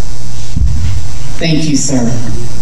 And now we will begin with Mr. Thomas for our next question. Explain your position on gun control. Gun control. I believe that there's been a lot of unnecessary deaths last year that have brought gun control into the forefront as an issue. My plan to solve gun control is pretty simple, even though we cannot 100% stop all violence and all issues with gun control. There's a few things that we can do. First, we can do more extensive background checks. We could also have a system where the flags for mental patients can come up in doing those checks and purchases. And I also believe strongly that we have to move into the future with smart gun technology. Same way we got smartphones, okay?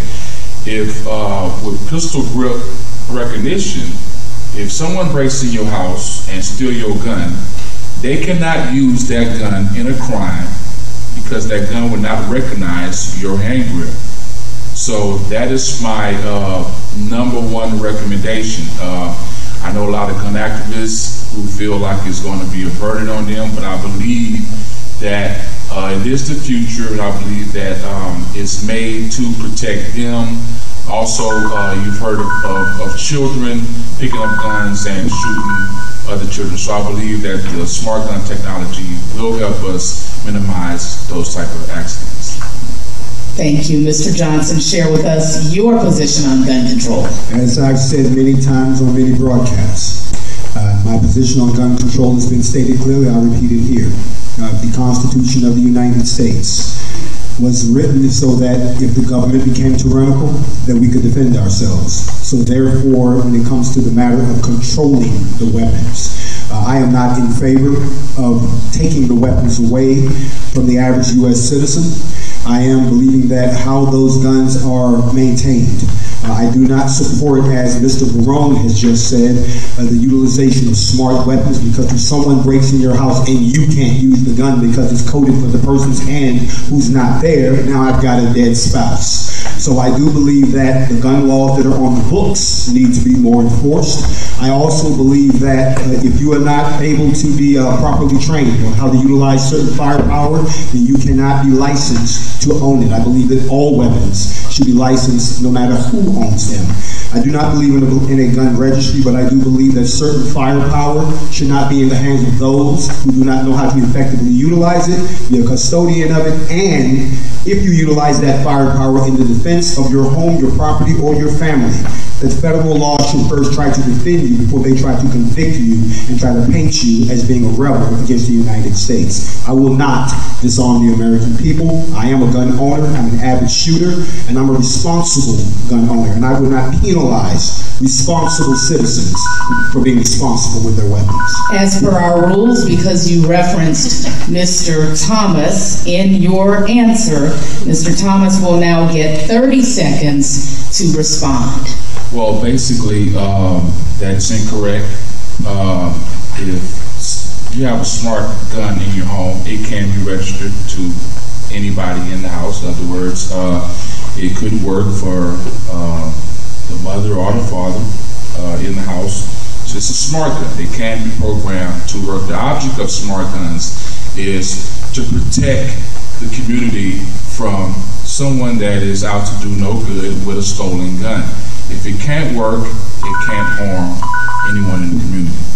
Thank you. And now to Mr. Dionisio for his position on gun control. I've been saying consistently for 10 years that we need common sense controls and not confiscation. Guns deter rape, robbery, and murder and terrorism. Anytime you're perceived to be more vulnerable, your probability of being attacked skyrockets. There's over 200,000 rapes that are obstructed and stopped because women own guns.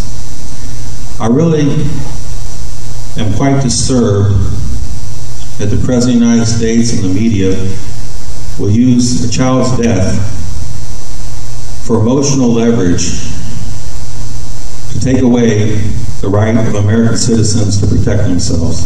Smart gun technology will be implemented over a 5-year period first and then 10 years. There's some serious concerns. RDIF and fingerprinting is not consistent. 70% of the time right now in other technologies it doesn't work. Americans cannot be the guinea pigs. If someone comes into their home and they're not able to use the gun, that's a real problem. But for location purposes, it's an incredibly good idea. We need to embed chips into the handles so that we can locate after firing so they can't be thrown away. Authorization is really the issue when it comes to smart gun technology. And authorization also can be a real problem because if the person who authorizes it in there, you have to have sub-authorizations for the family. It goes on and on and on. I've been a testament to the fact that Washington, D.C. had the highest gun control laws in America and was sadly coined the murder capital of America. Thank you. And now, candidate Kiddington, please share with us your position on gun control. I think it's not working. Yeah, it's not working. Oh, okay.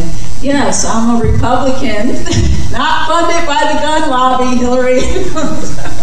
No, I'm a former member of the NRA. I was born in the same small town as the Smith & Wesson, so I do not support gun control at all.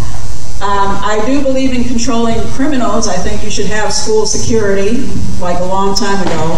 I mean, already. How many shootings do we have to have before you get around to implementing school security?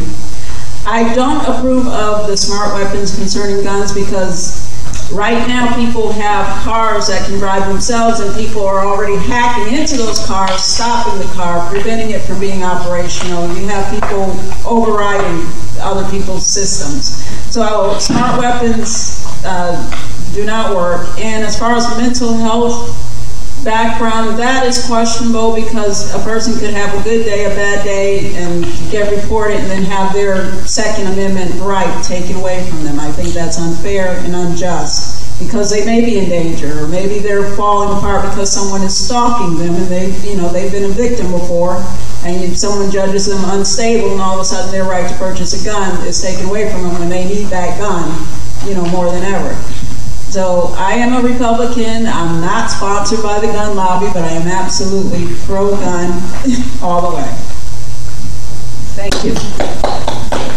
Thank you. Now to you, Mr. Smith, your position on gun control. Yes, I'm sure some of you know about the libertarian position on gun control. So we would be the political party that says that you are sovereign. Each individual in the United States is sovereign, not the government over you. So the libertarians believe that we make each individual human being, each sovereign citizen, makes their own choice, not the government. That the government has no right to impose some level of control over you when it comes to a personal decision like that. So we believe that each of you is just as equal as any other person in the government or in state or local government, federal government. And I would point out that Switzerland allows and even requires their citizens to own guns, be trained in weapons. And why do we think that in a planet with billions of people that somehow, taking away guns or reducing your rights to own guns is going to make the world safer? What we need is a more peaceful world, a world that respects freedom and liberty. That's the way we make the world safer, by building a better world. So it's your choice. Our Libertarian Party will stand behind you, whatever your choice about guns. But the government is not superior to you. They should not take away your guns. Thank you, sir. Now to candidate Wheelock, your gun control position. My position after studying the Constitution is, if you read the words, it is the citizens have the right to bear arms in defense of the nation in a well-regulated militia. That is the public version of it. That is not your individual right to do that. But, having said that, the Declaration of Independence gives you that individual right, a God-given right to own guns if you like. Now, and also, in all the problems, it is not the gun. It is the people who wield the guns. It is, we need to address the issues that cause people to go to the guns. Okay? We need reasonable regulations at a minimum level so it does not infringe upon the right of an individual to defend themselves, to carry a concealed weapon. And I will also add, open carry is a little scary for most citizens. When you see someone walking around with a gun, it makes most people nervous. And so, yes, you have a right, but you do not have a need to do that in America. Thank you. Thank you, sir. Our next candidate, your position on gun control. As you know, I'm a Green Party person. We believe in nonviolence, so what I've heard so far is painful for me. Let's remember the Constitution was written where maybe 15 of the people in here weren't considered citizens. So the whole approach and mentality, I am challenging all of us to relook at it. Again, since 1945, our species could annihilate itself. Who really needs a gun? Who really needs a gun right now? With the level of sophistication with security, with cameras, sensors, there's a way to protect yourself and your home without a gun. So I'd like to challenge folks to relook at that, the militia bit of it. The second thing is, it is a broken system. There's no control, because last year over 2,000 black folks got shot by police. Something's wrong. I'm asking each of us to really look at gun control in the fullness as Americans.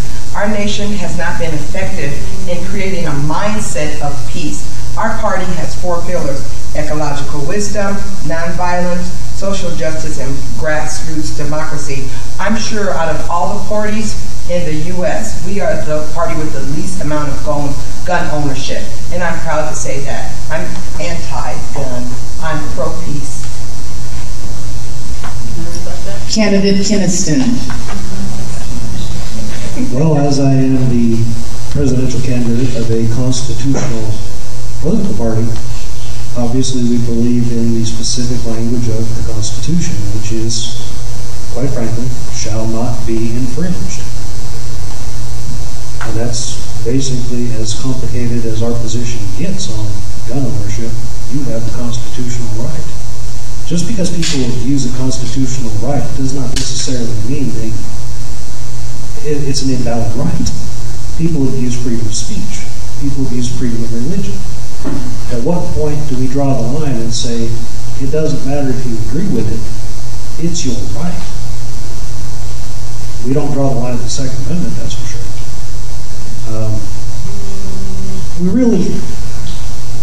Having a gun problem is the way that this situation gets spun in the media. It's part of the political narrative in this country. It's a divisive issue, one of many used to keep us separated and opposed against one another. What we have in this country is not so much a gun problem. We have a crime problem. We have a culture problem. And we most certainly have a respect for human life problem. Take away the guns. As long as we continue to play into this divide and conquer strategy of pointing fists of anger at one another, it doesn't matter if the guns are here or not. People will just use something else. We've got to come together. Thank you, sir. And now Dr. Khan for your gun control position. Thank you. In many ways, I think that taking a position about gun control is arguing about symptoms and not looking deeper. I think that America has a problem with violence.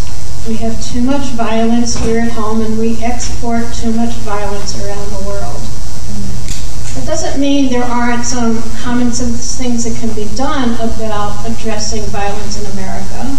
I think a focus on gun safety would make a lot of sense. I also think we need to just look deeper. There is institutional violence in this country.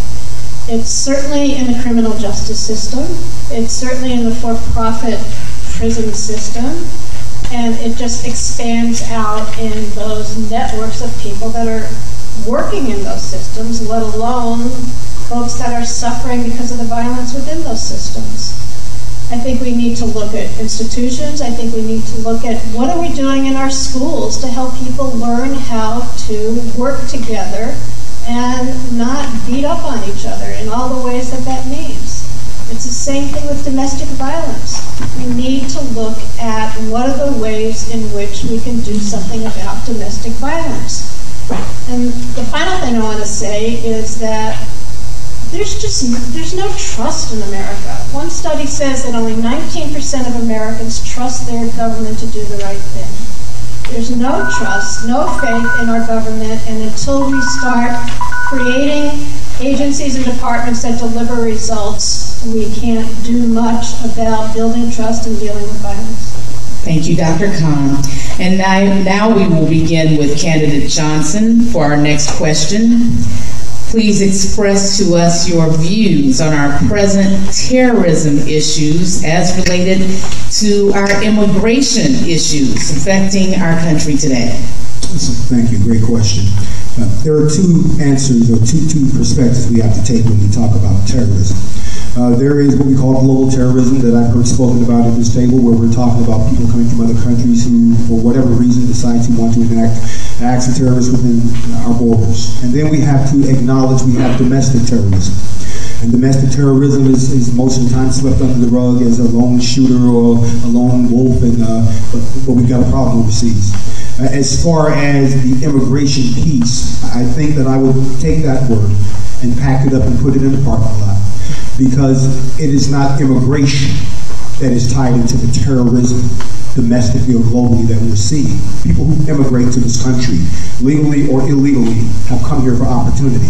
Or, if I would say, refugees are a different story. Those people coming out of war-torn situations globally, whether they're running from oppression, running from an implosion of their society, who come to the United States, sometimes bring those same ideals with them. And they may disagree with what happened at home. They may really disagree with what's going on here. Not to mention, there are those undesirables who sneak in under the radar. I believe that this country should not only utilize its resources to, if it can, reasonably identify those terrorist aspects globally and prevent them from entering this country. However, in the face of a global catastrophe, where people are needing a place to stay, live, eat, sleep, the United States should facilitate that in their neighborhood first. And if there is no neighborhood, provide them a shelter in this country. Then address its own internal domestic terrorism, whether it be at the hands of the police or individuals who become sensitized and identified with ISIS and other places like that, people like that. Thank you, Candidate Johnson. Candidate Dionisio, your thoughts on our present terrorism situation as related to our immigration issues in this country. Thank you, Jackie. Ladies and gentlemen, we've made no emotional, social, economic, or financial recovery since 9/11 in this country. Immigration is now tied into subjects of refugees and terrorism, bigotry, emotional immaturity, racism, and discrimination. These are not characteristics of leadership. America needs leadership. The void that we've had since really 2000, just in the economy alone, has been so disrupted. And then we have 9/11. Those two impacts have devastated us. I've developed a strategic terrorist defensive program. It's the only solution that's been offered of all the candidates in the Republican and Democratic and any party to eradicate terrorism, which can save hundreds of thousands of lives and perhaps millions over time. We need to establish global leadership in the area to fight this. And it has nothing to do with immigration. Thank you, sir. Candidate Kiddington, your thoughts on our present terrorism issues as related to immigration in this country? Well, I think the terrorism issue is a separate issue from the immigration issue. I do believe, as I said earlier, turning back the illegals and the refugees, take care of them where they are, work with the Latin American governments where they are, you know, the refugees coming over, work with them overseas instead of bringing them into this country, because our country is not in a good condition right now as far as budget, as far as getting benefits to our existing communities and taking care of our existing people. With 47% now in poverty, that's almost half of America. So we really have to deal with our issues, first of all. And also, I think part of winning the war on terrorism is to have a strong president that loves this country, that's committed to this country, that stands for this country without apologies and without excuses. Because if you have excuses for where you are, people are going to go look for strength, and they're going to say, hey, ISIS, and they're going to go over there and say, well, those are people fighting for something, whereas America, everyone's apologizing for everything. So I think having a strong leader that loves this country and stands up for it is one of the key factors to preventing domestic terrorism, you know, giving people an identity that this is a country with borders, this is America, it gives them that distinction. And that's what's needed as far as combating terrorism. That's one of the things needed, besides a great military strategy and all of those things, which I'm more than willing to do even right now. If Obama would like to resign and, you know, give me the position, I appreciate it. Thank you. Thank you. We move on now to candidate Smith. Your views on our present terrorism issues as related to immigration. Thank you. As always, I'm so appreciative of having this forum and having an audience to talk about issues that have plagued mankind forever. So why, my question is, we increasingly are aware that colonialism, apartheid, do not work. They have failed us for centuries, and now in the age of the internet, we're seeing this tragedy, this global tragedy that we have engaged in for centuries. So what I want to talk about is how do we improve that? Communication, diversity, inclusion, a pluralistic society. We are funding our own demise when we fund dictators, theocracies, Islamic states around the world. What are we doing? We're funding our own destruction. We should be insisting we're the land of freedom and the First Amendment and freedom and liberty. When we deal with these foreign governments, this is the policy that we need to be upholding. We're not going to deal with you anymore if you're going to continue your oppression that you've done for centuries. That's what they uphold in the old world. This is the new world. We had an American Revolution here, a libertarian revolution. Let's take that around the world, and let's make it so here at home. Because we still, the Confederacy, that was about colonial oppression. Thank you. Thank you. Candidate Wheelock.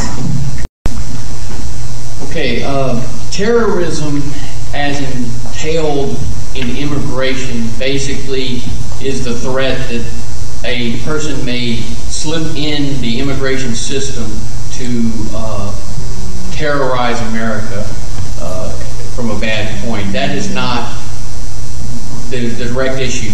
The biggest thing is terrorism worldwide is causing a refugee crisis, a migration of people away from terrorism. And we need to vet the individuals coming in so they are either immigrants or they are just refugees. And if they are refugees, we need to bring them in, we need to send them back, and then we need to export freedom and individual rights so they can take their countries back and not worry about coming back to America unless they want to immigrate and become part of the American ideal. We need to bring them the freedom and individual rights that we have. That is why they want to immigrate here, but as it is with terrorism right now, they are refugees from terrorism. is mixed in calling it immigration. Thank you, sir. Our next candidate. Your views on our present terrorism situation, our present terrorism issues in this country as they're related to immigration. I agree with which of the candidates said they were very separate. Also, Mr. Smith, you can come with me to Washington. Imperialism is the issue. If you look at every situation where folks are fleeing as refugees, it's about corporate profit and some level of negativity of ripping off somebody. That's the basic. Again, as you know, I'm against capitalism. The second thing is that globally, our nation has not been a peacemaker, it's been a profit maker, and we must end that. All the wars and famines and crazy stuff is rooted in our nation and other Western nations that created these crises. It doesn't work. And again, since 1945, our species has been able to kill itself. We must end this and be the peace-loving nation we are capable of so our world can save our species. Thank you, Candidate Keniston. Without question, terrorism is a huge problem in the world.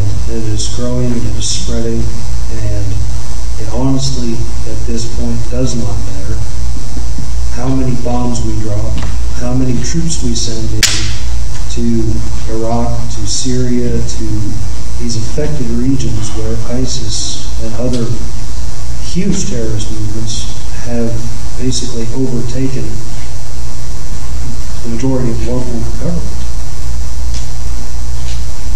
It's not a solution, and it's not sustainable.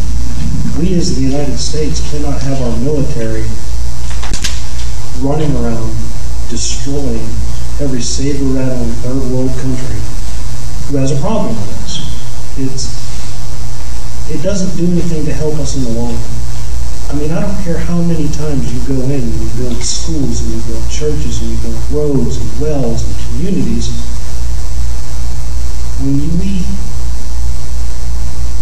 When we're responsible for the deaths of parents and sons and daughters, husbands and wives, they'll never forgive us for that. It doesn't matter what you try to do, you cannot take that away. And the simple fact is, we don't have to be the nation that goes in to clean up that mess. It was there before we got there. We didn't do anything to help it. And we certainly haven't done anything in our removal from that situation to make it any better. So empower the people who live there to do it. That is your time. Thank you. And we will get a final answer now from Dr. Khan. Thank you. These are difficult questions. The relationship of terrorism, foreign policy, what our military is asked to do and does do, and immigration.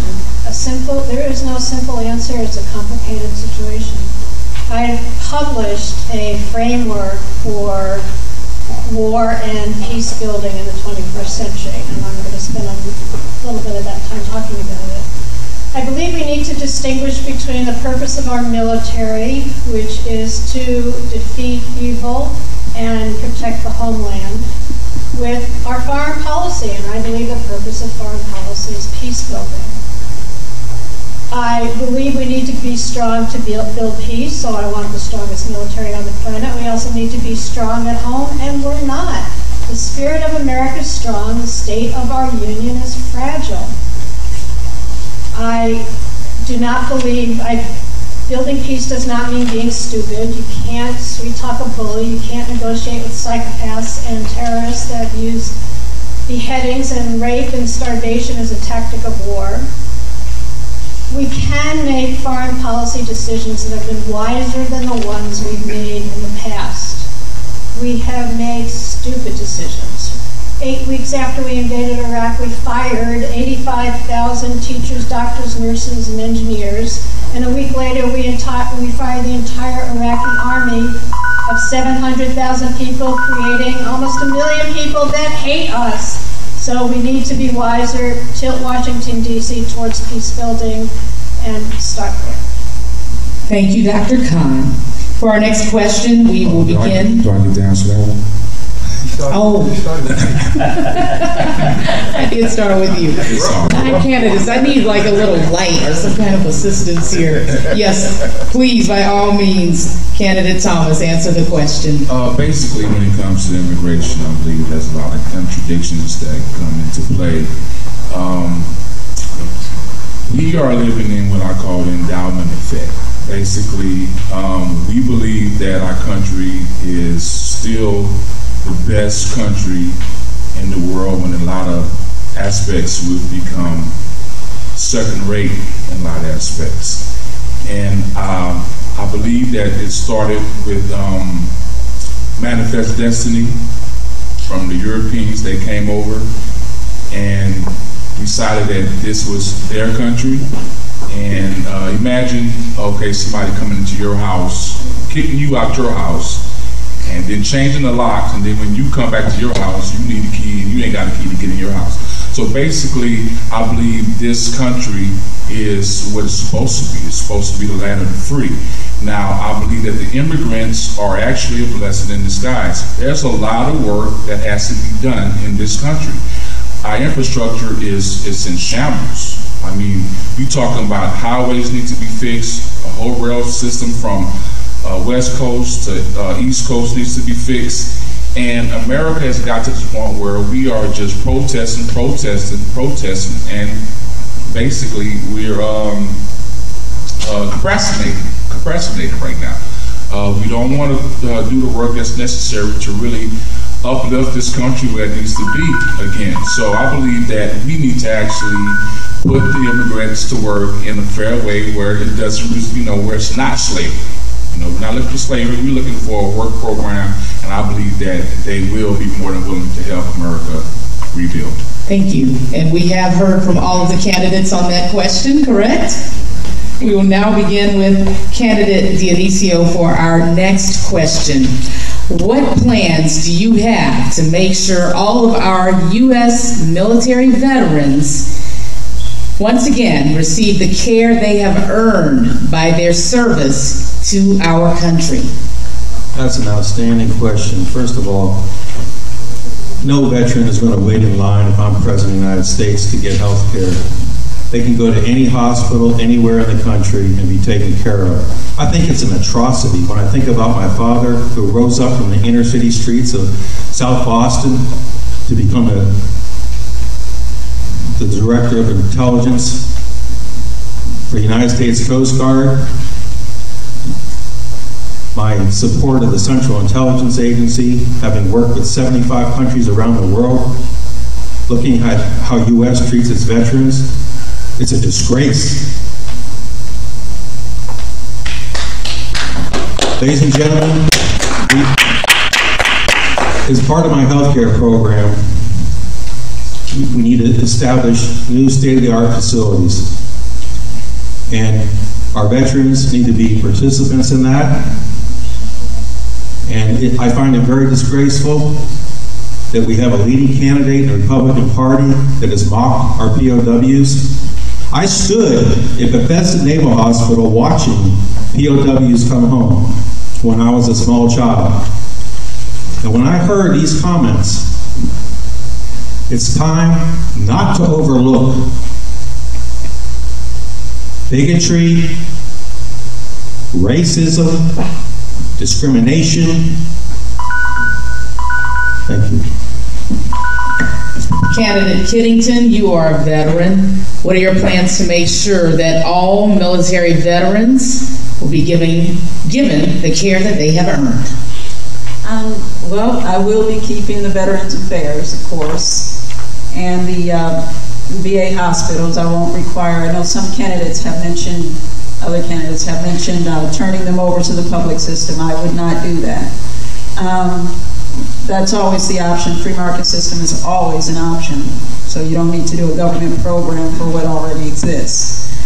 I would increase the number and quality of doctors in the VA system for veterans to see. That would speed up their appointment times. That would guarantee that they would get the care that they need with professional doctors.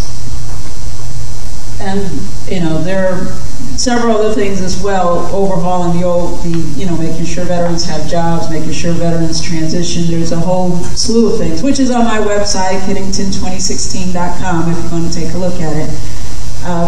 But that's generally it. Thank you.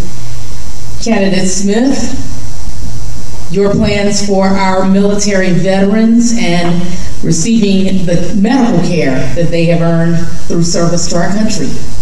Yes, thank you very much. And such an important question about how any government, the most powerful government of the world, the United States, or how does that, translate when someone has volunteered to, presumably volunteered to help defend the nation. I would point to the Obamacare, where that system is broken.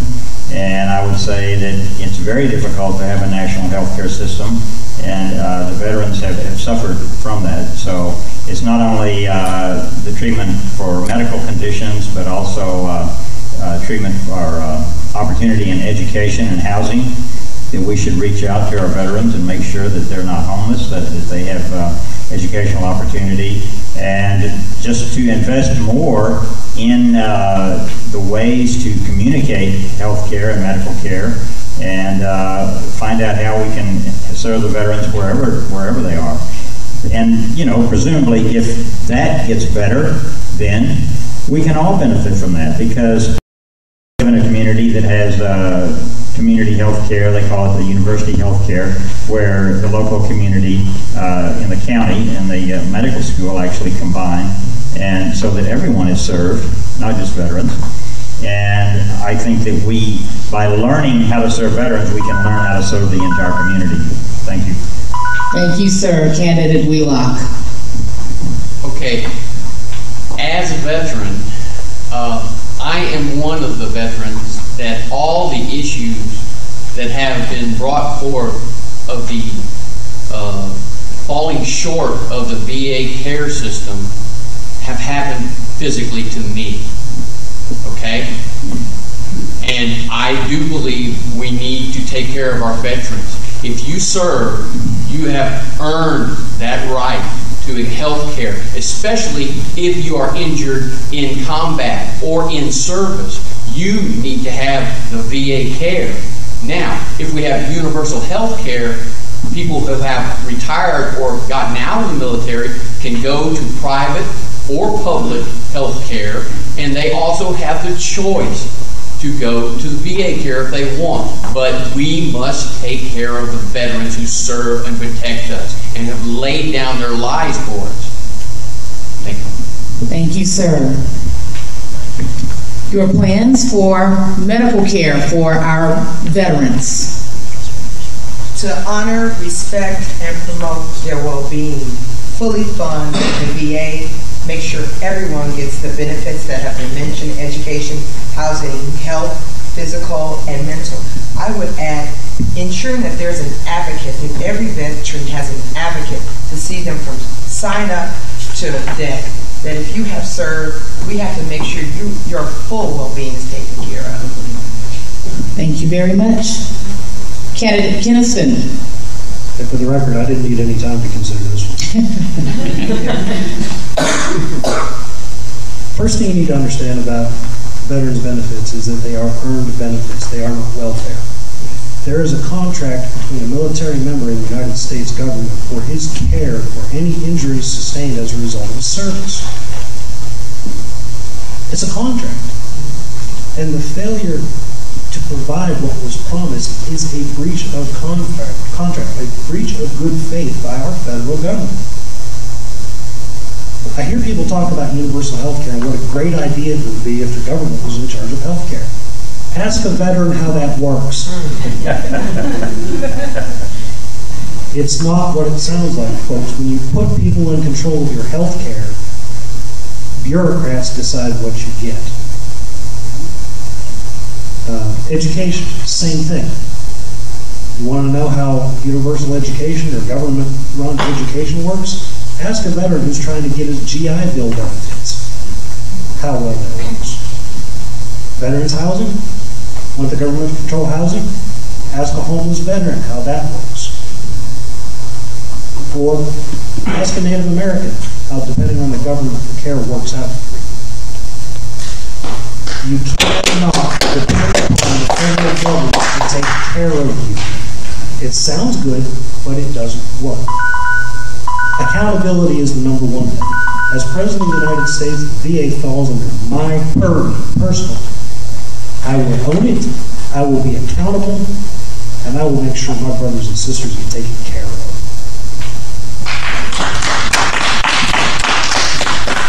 Dr. Khan. Thank you. I believe the failure of our VA healthcare and benefit system is the shame of America. There are 100 VA facilities under criminal investigation for failure to provide adequate health care of all kinds. Physical health care, mental health care, 100 facilities under criminal investigation. So I think what's missing is integrity system. There is something truly psychologically dysfunctional about what's going on in our VA's healthcare systems. So I think that I would send in management consulting teams headed by 2 veterans and a bunch of others, folks, into every single VA healthcare facility in the country to figure out what needs to be done next. Some of these are utter failures, and the dishonesty it's throughout the culture of that hospital. I've published 3 articles about the VA. I've published an article on a plan to transform the Veterans Affairs Department. I've published an article on veteran suicide and what's called moral injury now, when we push veterans away from us, so few serve, that we as a nation don't want to hear what it means to be in war, to be a warrior, to come back and talk about what their experience has been. $17 billion, that's my estimate of what it will take to fix the VA system in this country and give veterans the services they deserve. Thank you, Dr. Khan. Candidate Thomas. Basically, I believe if you wear the uniform, you wore the uniform, when you come home, you should be treated as a hero. Basically, we in the military, and most of us on this panel has been in the military, and I believe if you want to become the president and wear the hat as commander-in-chief, that I believe that should be the #1 requirement. When we're in the military, we are 20 years ahead of where the civilian life is at. So when we come home, it's basically a culture shock. So we have to understand what the military goes through. We have to understand the situation they're in, and we have to basically extend community relationship to that soldier that's coming back home, that soldier that's coming back home, that airman, and basically open up the city, open up the plans that's available to them, the benefits that's available to them, and treat them like a hero, because they truly are. Some gave their life, and some of them gave all their time to protect this country, so we should treat them with respect.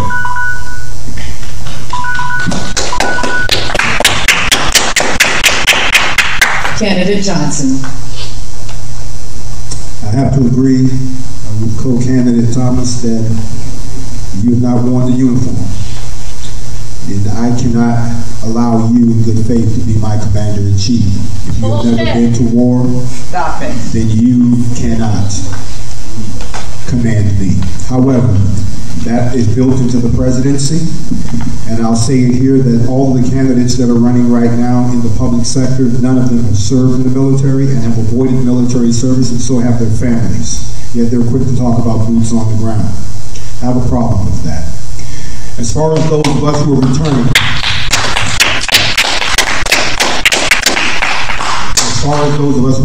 to civilian life, as your president, I would enact a one-year health program for all service members returning.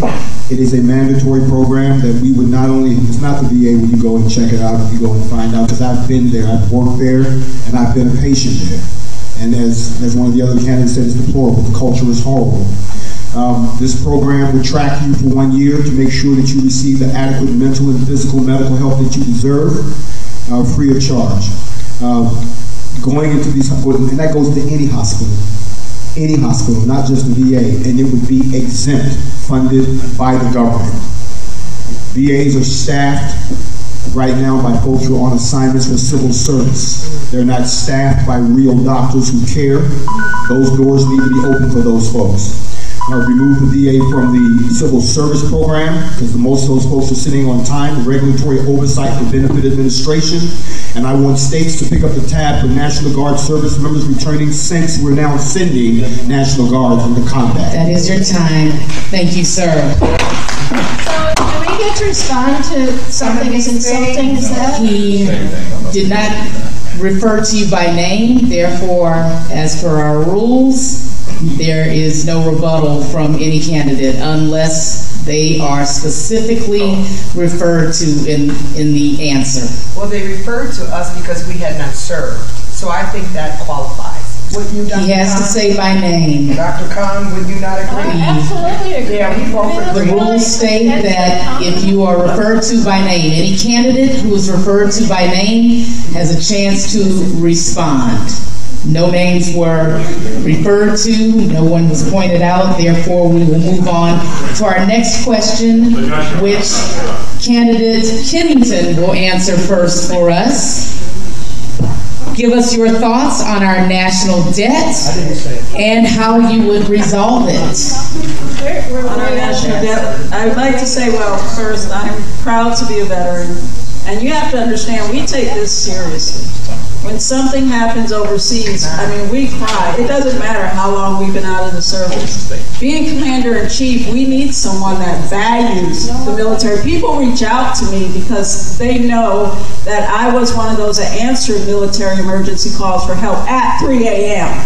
Hillary did not answer for Benghazi. I have people who want to support me based on Benghazi, of course, and then some other people call me Benghazi Barbie, but that's another issue. But we take this seriously. Being commander-in-chief, and it's people's bloods. It's their sons and daughters. It's not some miscellaneous something. It's not oil overseas. These are people's lives. These are Americans. And that's what we stand for, and it should be a requirement in being commander-in-chief to be in the military, to know how to take responsibility for people's lives instead of going to bed for crying out loud. You don't sit there and ignore when someone's calling you for help and your ambassadors overseas and everything else.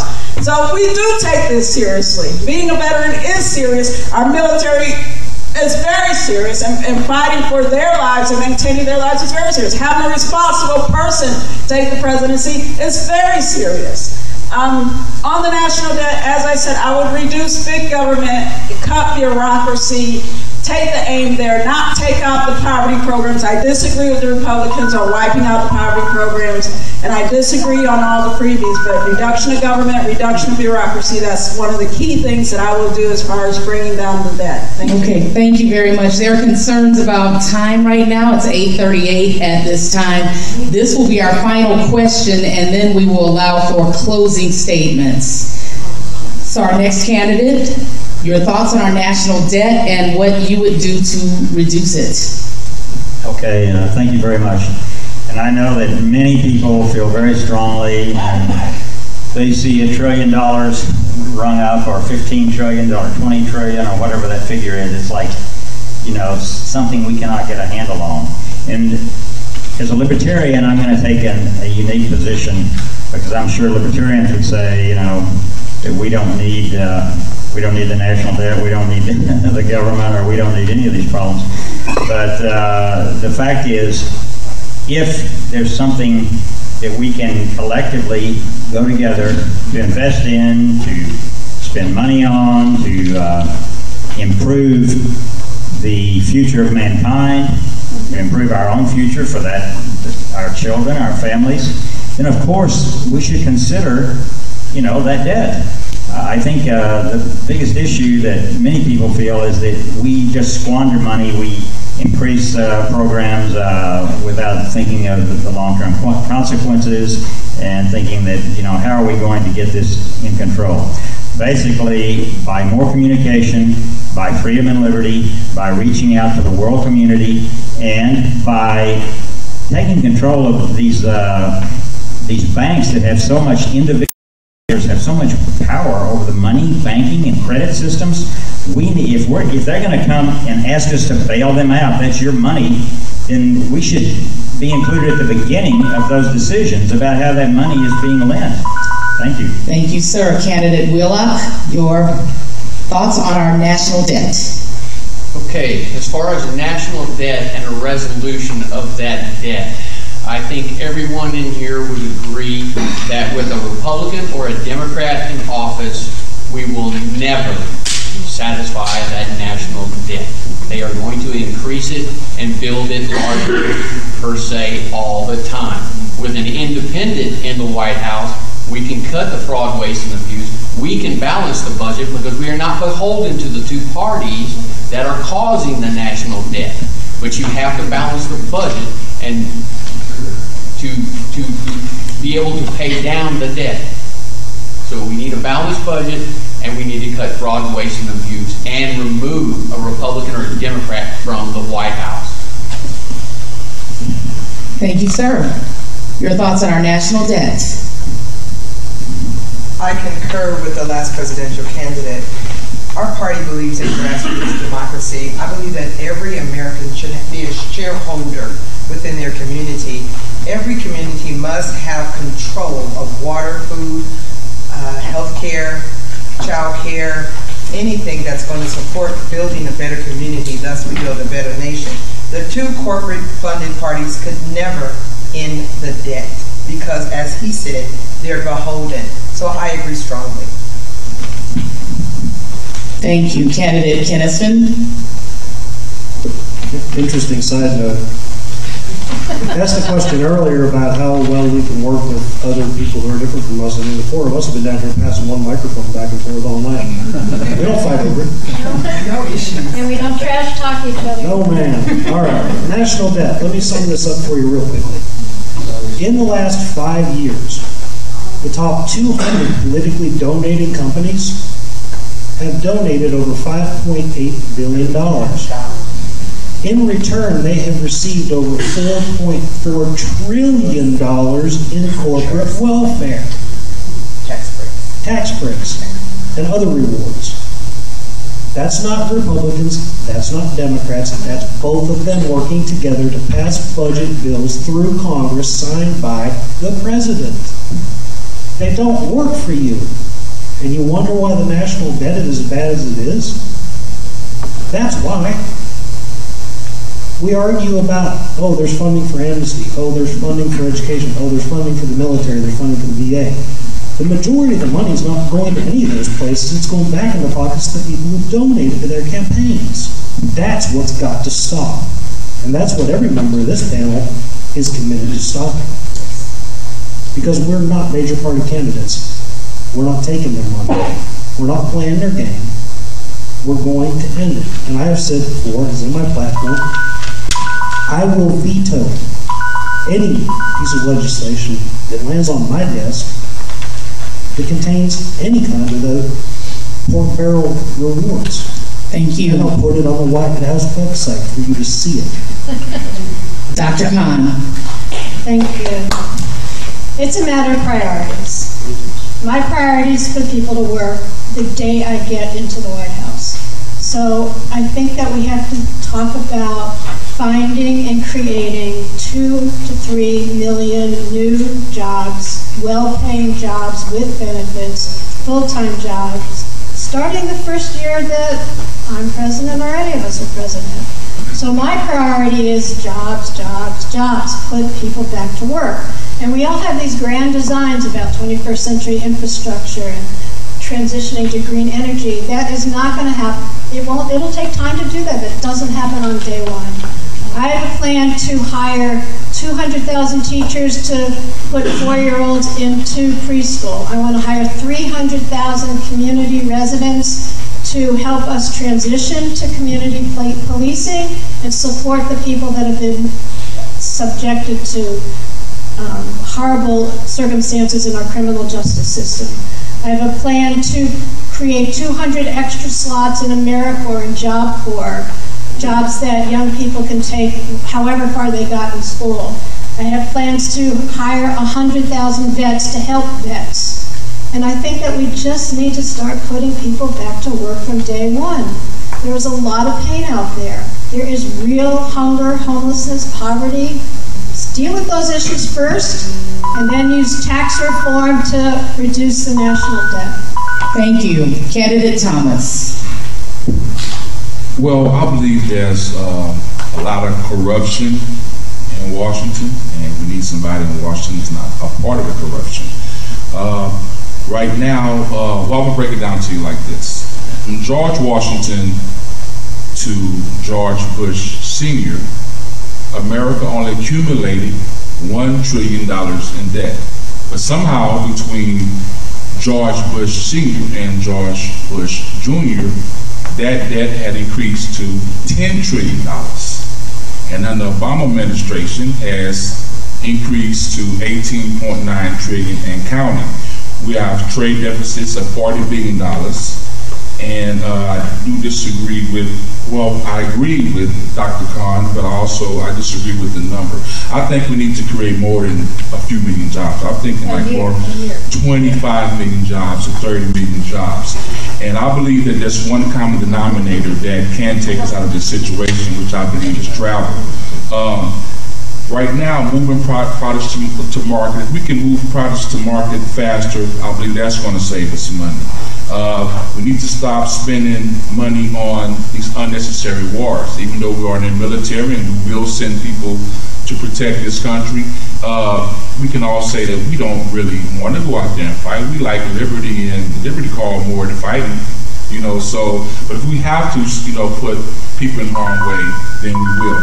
Other than that, you look at outsourcing and manufacturing as other issues that we can talk about to decrease the debt. That is your time. Dr. Khan, would you like your 30 seconds rebuttal time? Never like my 30 seconds. Go. Thank you.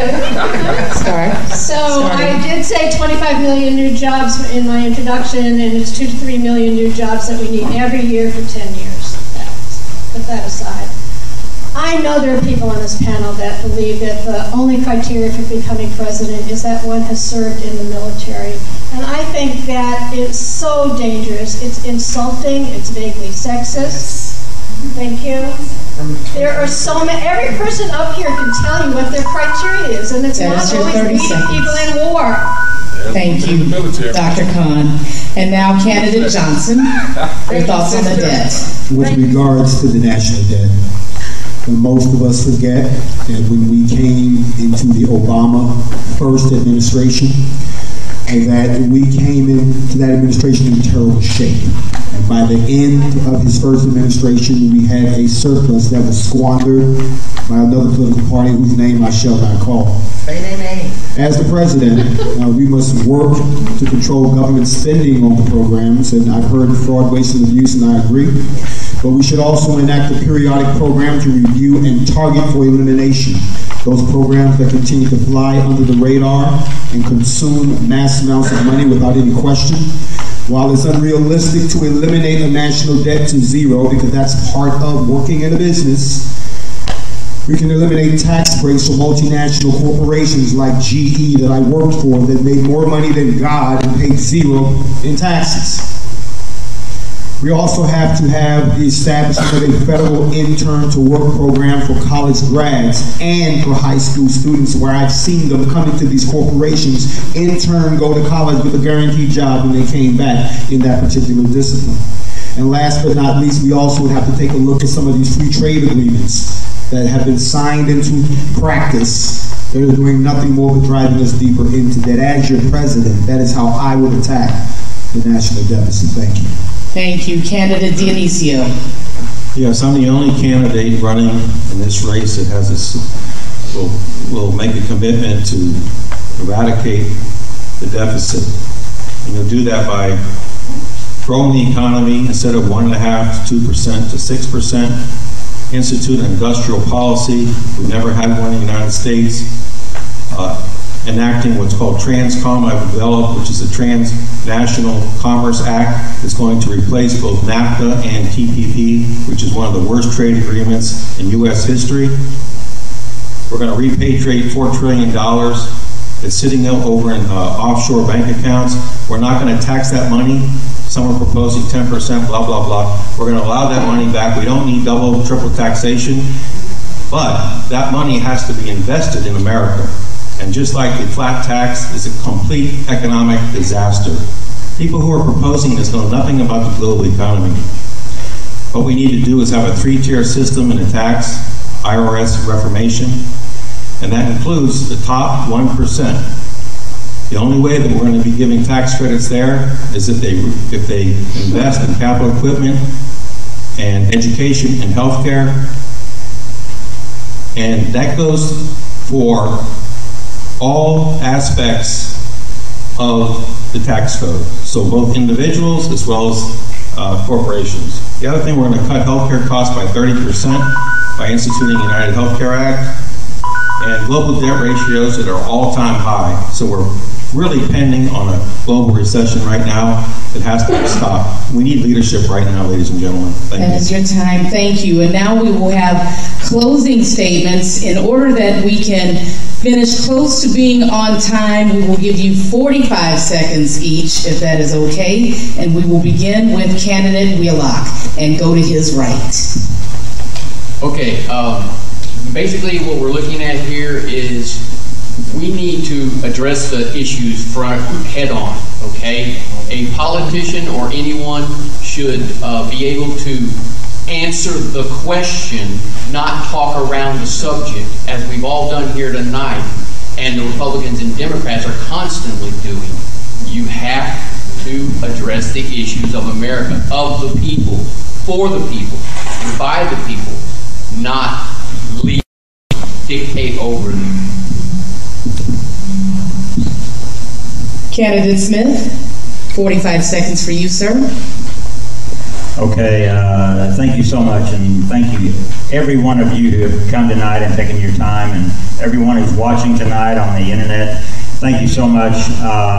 Basically, I want to acknowledge a friend of mine that has passed yesterday, who was a co-founder of Veterans for Education Reform. His name is Frank Monreal, and I want to say a prayer for his, or just acknowledge his wife and children, who are such an instrumental part of our San Antonio community, and so much a part of, they were such mentors. Mr. Monreal was such a mentor for me.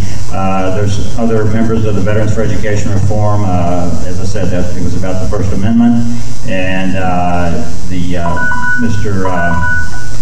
George Alejo and Mr. Fidel Castillo. Candidate Kiddington. Okay. Thank you, sir. Your final 45 seconds for closing statements. Big government doesn't work for us. Millions of jobs and business lost. Thousands of Americans now live in cars and tents. We can't afford more political gains. I serve mankind as a minister, and so I've given more success to others than to myself. But I believe in the prosperity of America. I have 4 college degrees, years managing, caregiving, business consulting. In the military on watch, as I said, I answered the 3 a.m. phone call. I've already have done what Hillary failed to do. So if you want a responsible woman for president, caucus Kiddington, I'm older and more mature than Senators Rubio and Cruz that failed to show up for work, that failed to show up for key votes, but I'm far younger and meant for the 21st century than Bernie Sanders.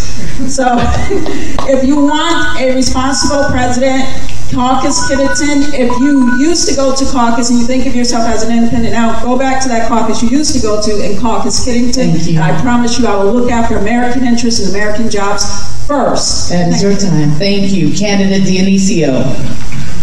Thank you. I've spent my life tearing down the walls of isolation, bigotry, and hate. Having traveled the world full of confidence and pride in America's spirit and innovation, consistent with leaders like John Kennedy and Ronald Reagan, our next president has to support the greatness of the country which elects them and that one day can be today. You can be proud knowing that you rose up at such a crucial time in history to have a real voice and to make a difference. Positive global relationships and forward visionary leadership are here if we stand for what is right.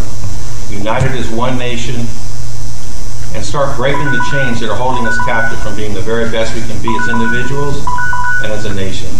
Thank you, sir. Candidate Johnson. I said it before, I'll say it again.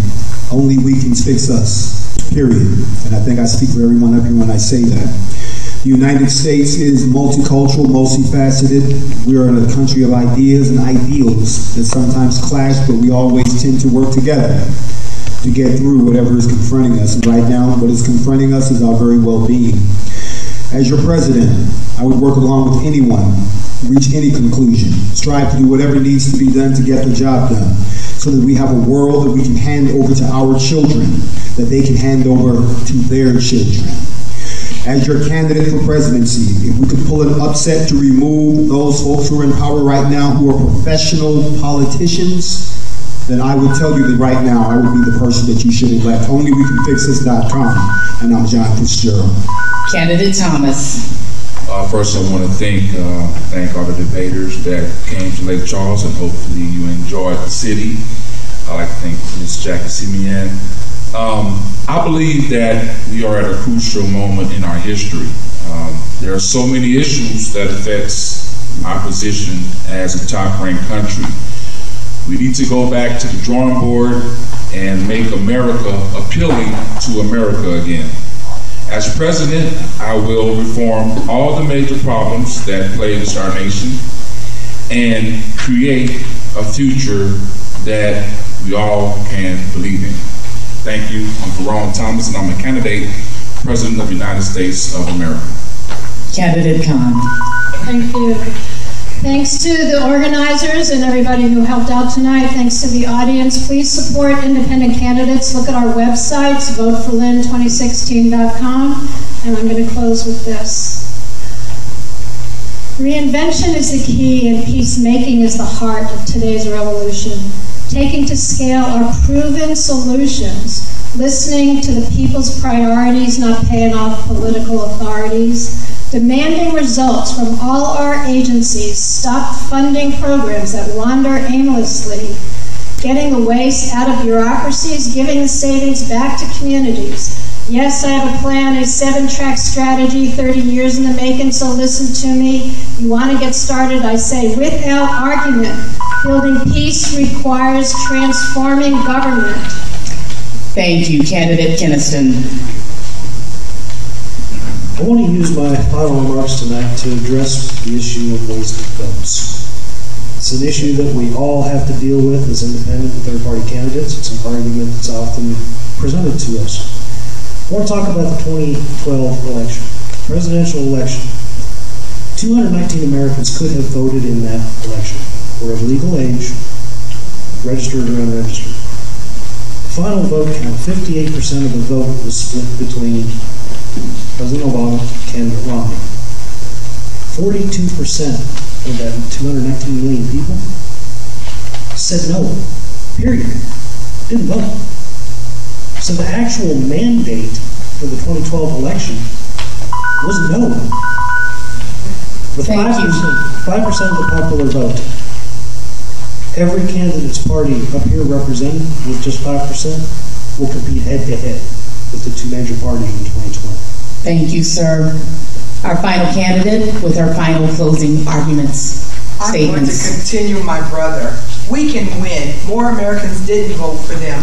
Let's join together. I'd like to invite all of us to set up a peace and health camp at the RNC and DNC, because Americans would reject what's going to happen. We can do this. The revolution has begun. We can do it. The Green Party, as you know, represents ecological wisdom, social justice, grassroots economy, and nonviolence. I encourage all of us as citizens to take our nation. We never had it if you look at the Constitution, but we can take our nation. Join all of us that represent you to move us forward. Stay green.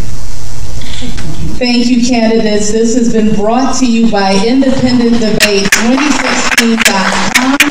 I am Trustee Simeon. We appreciate you staying with us this evening. Vote. Yes. There will now be a photo opportunity for anyone who is interested. Our candidates will now rise for a photo opportunity. We finished just in time. I think we should all meet and come up with what we agree so that America can be united on these 21 things. I mean, no.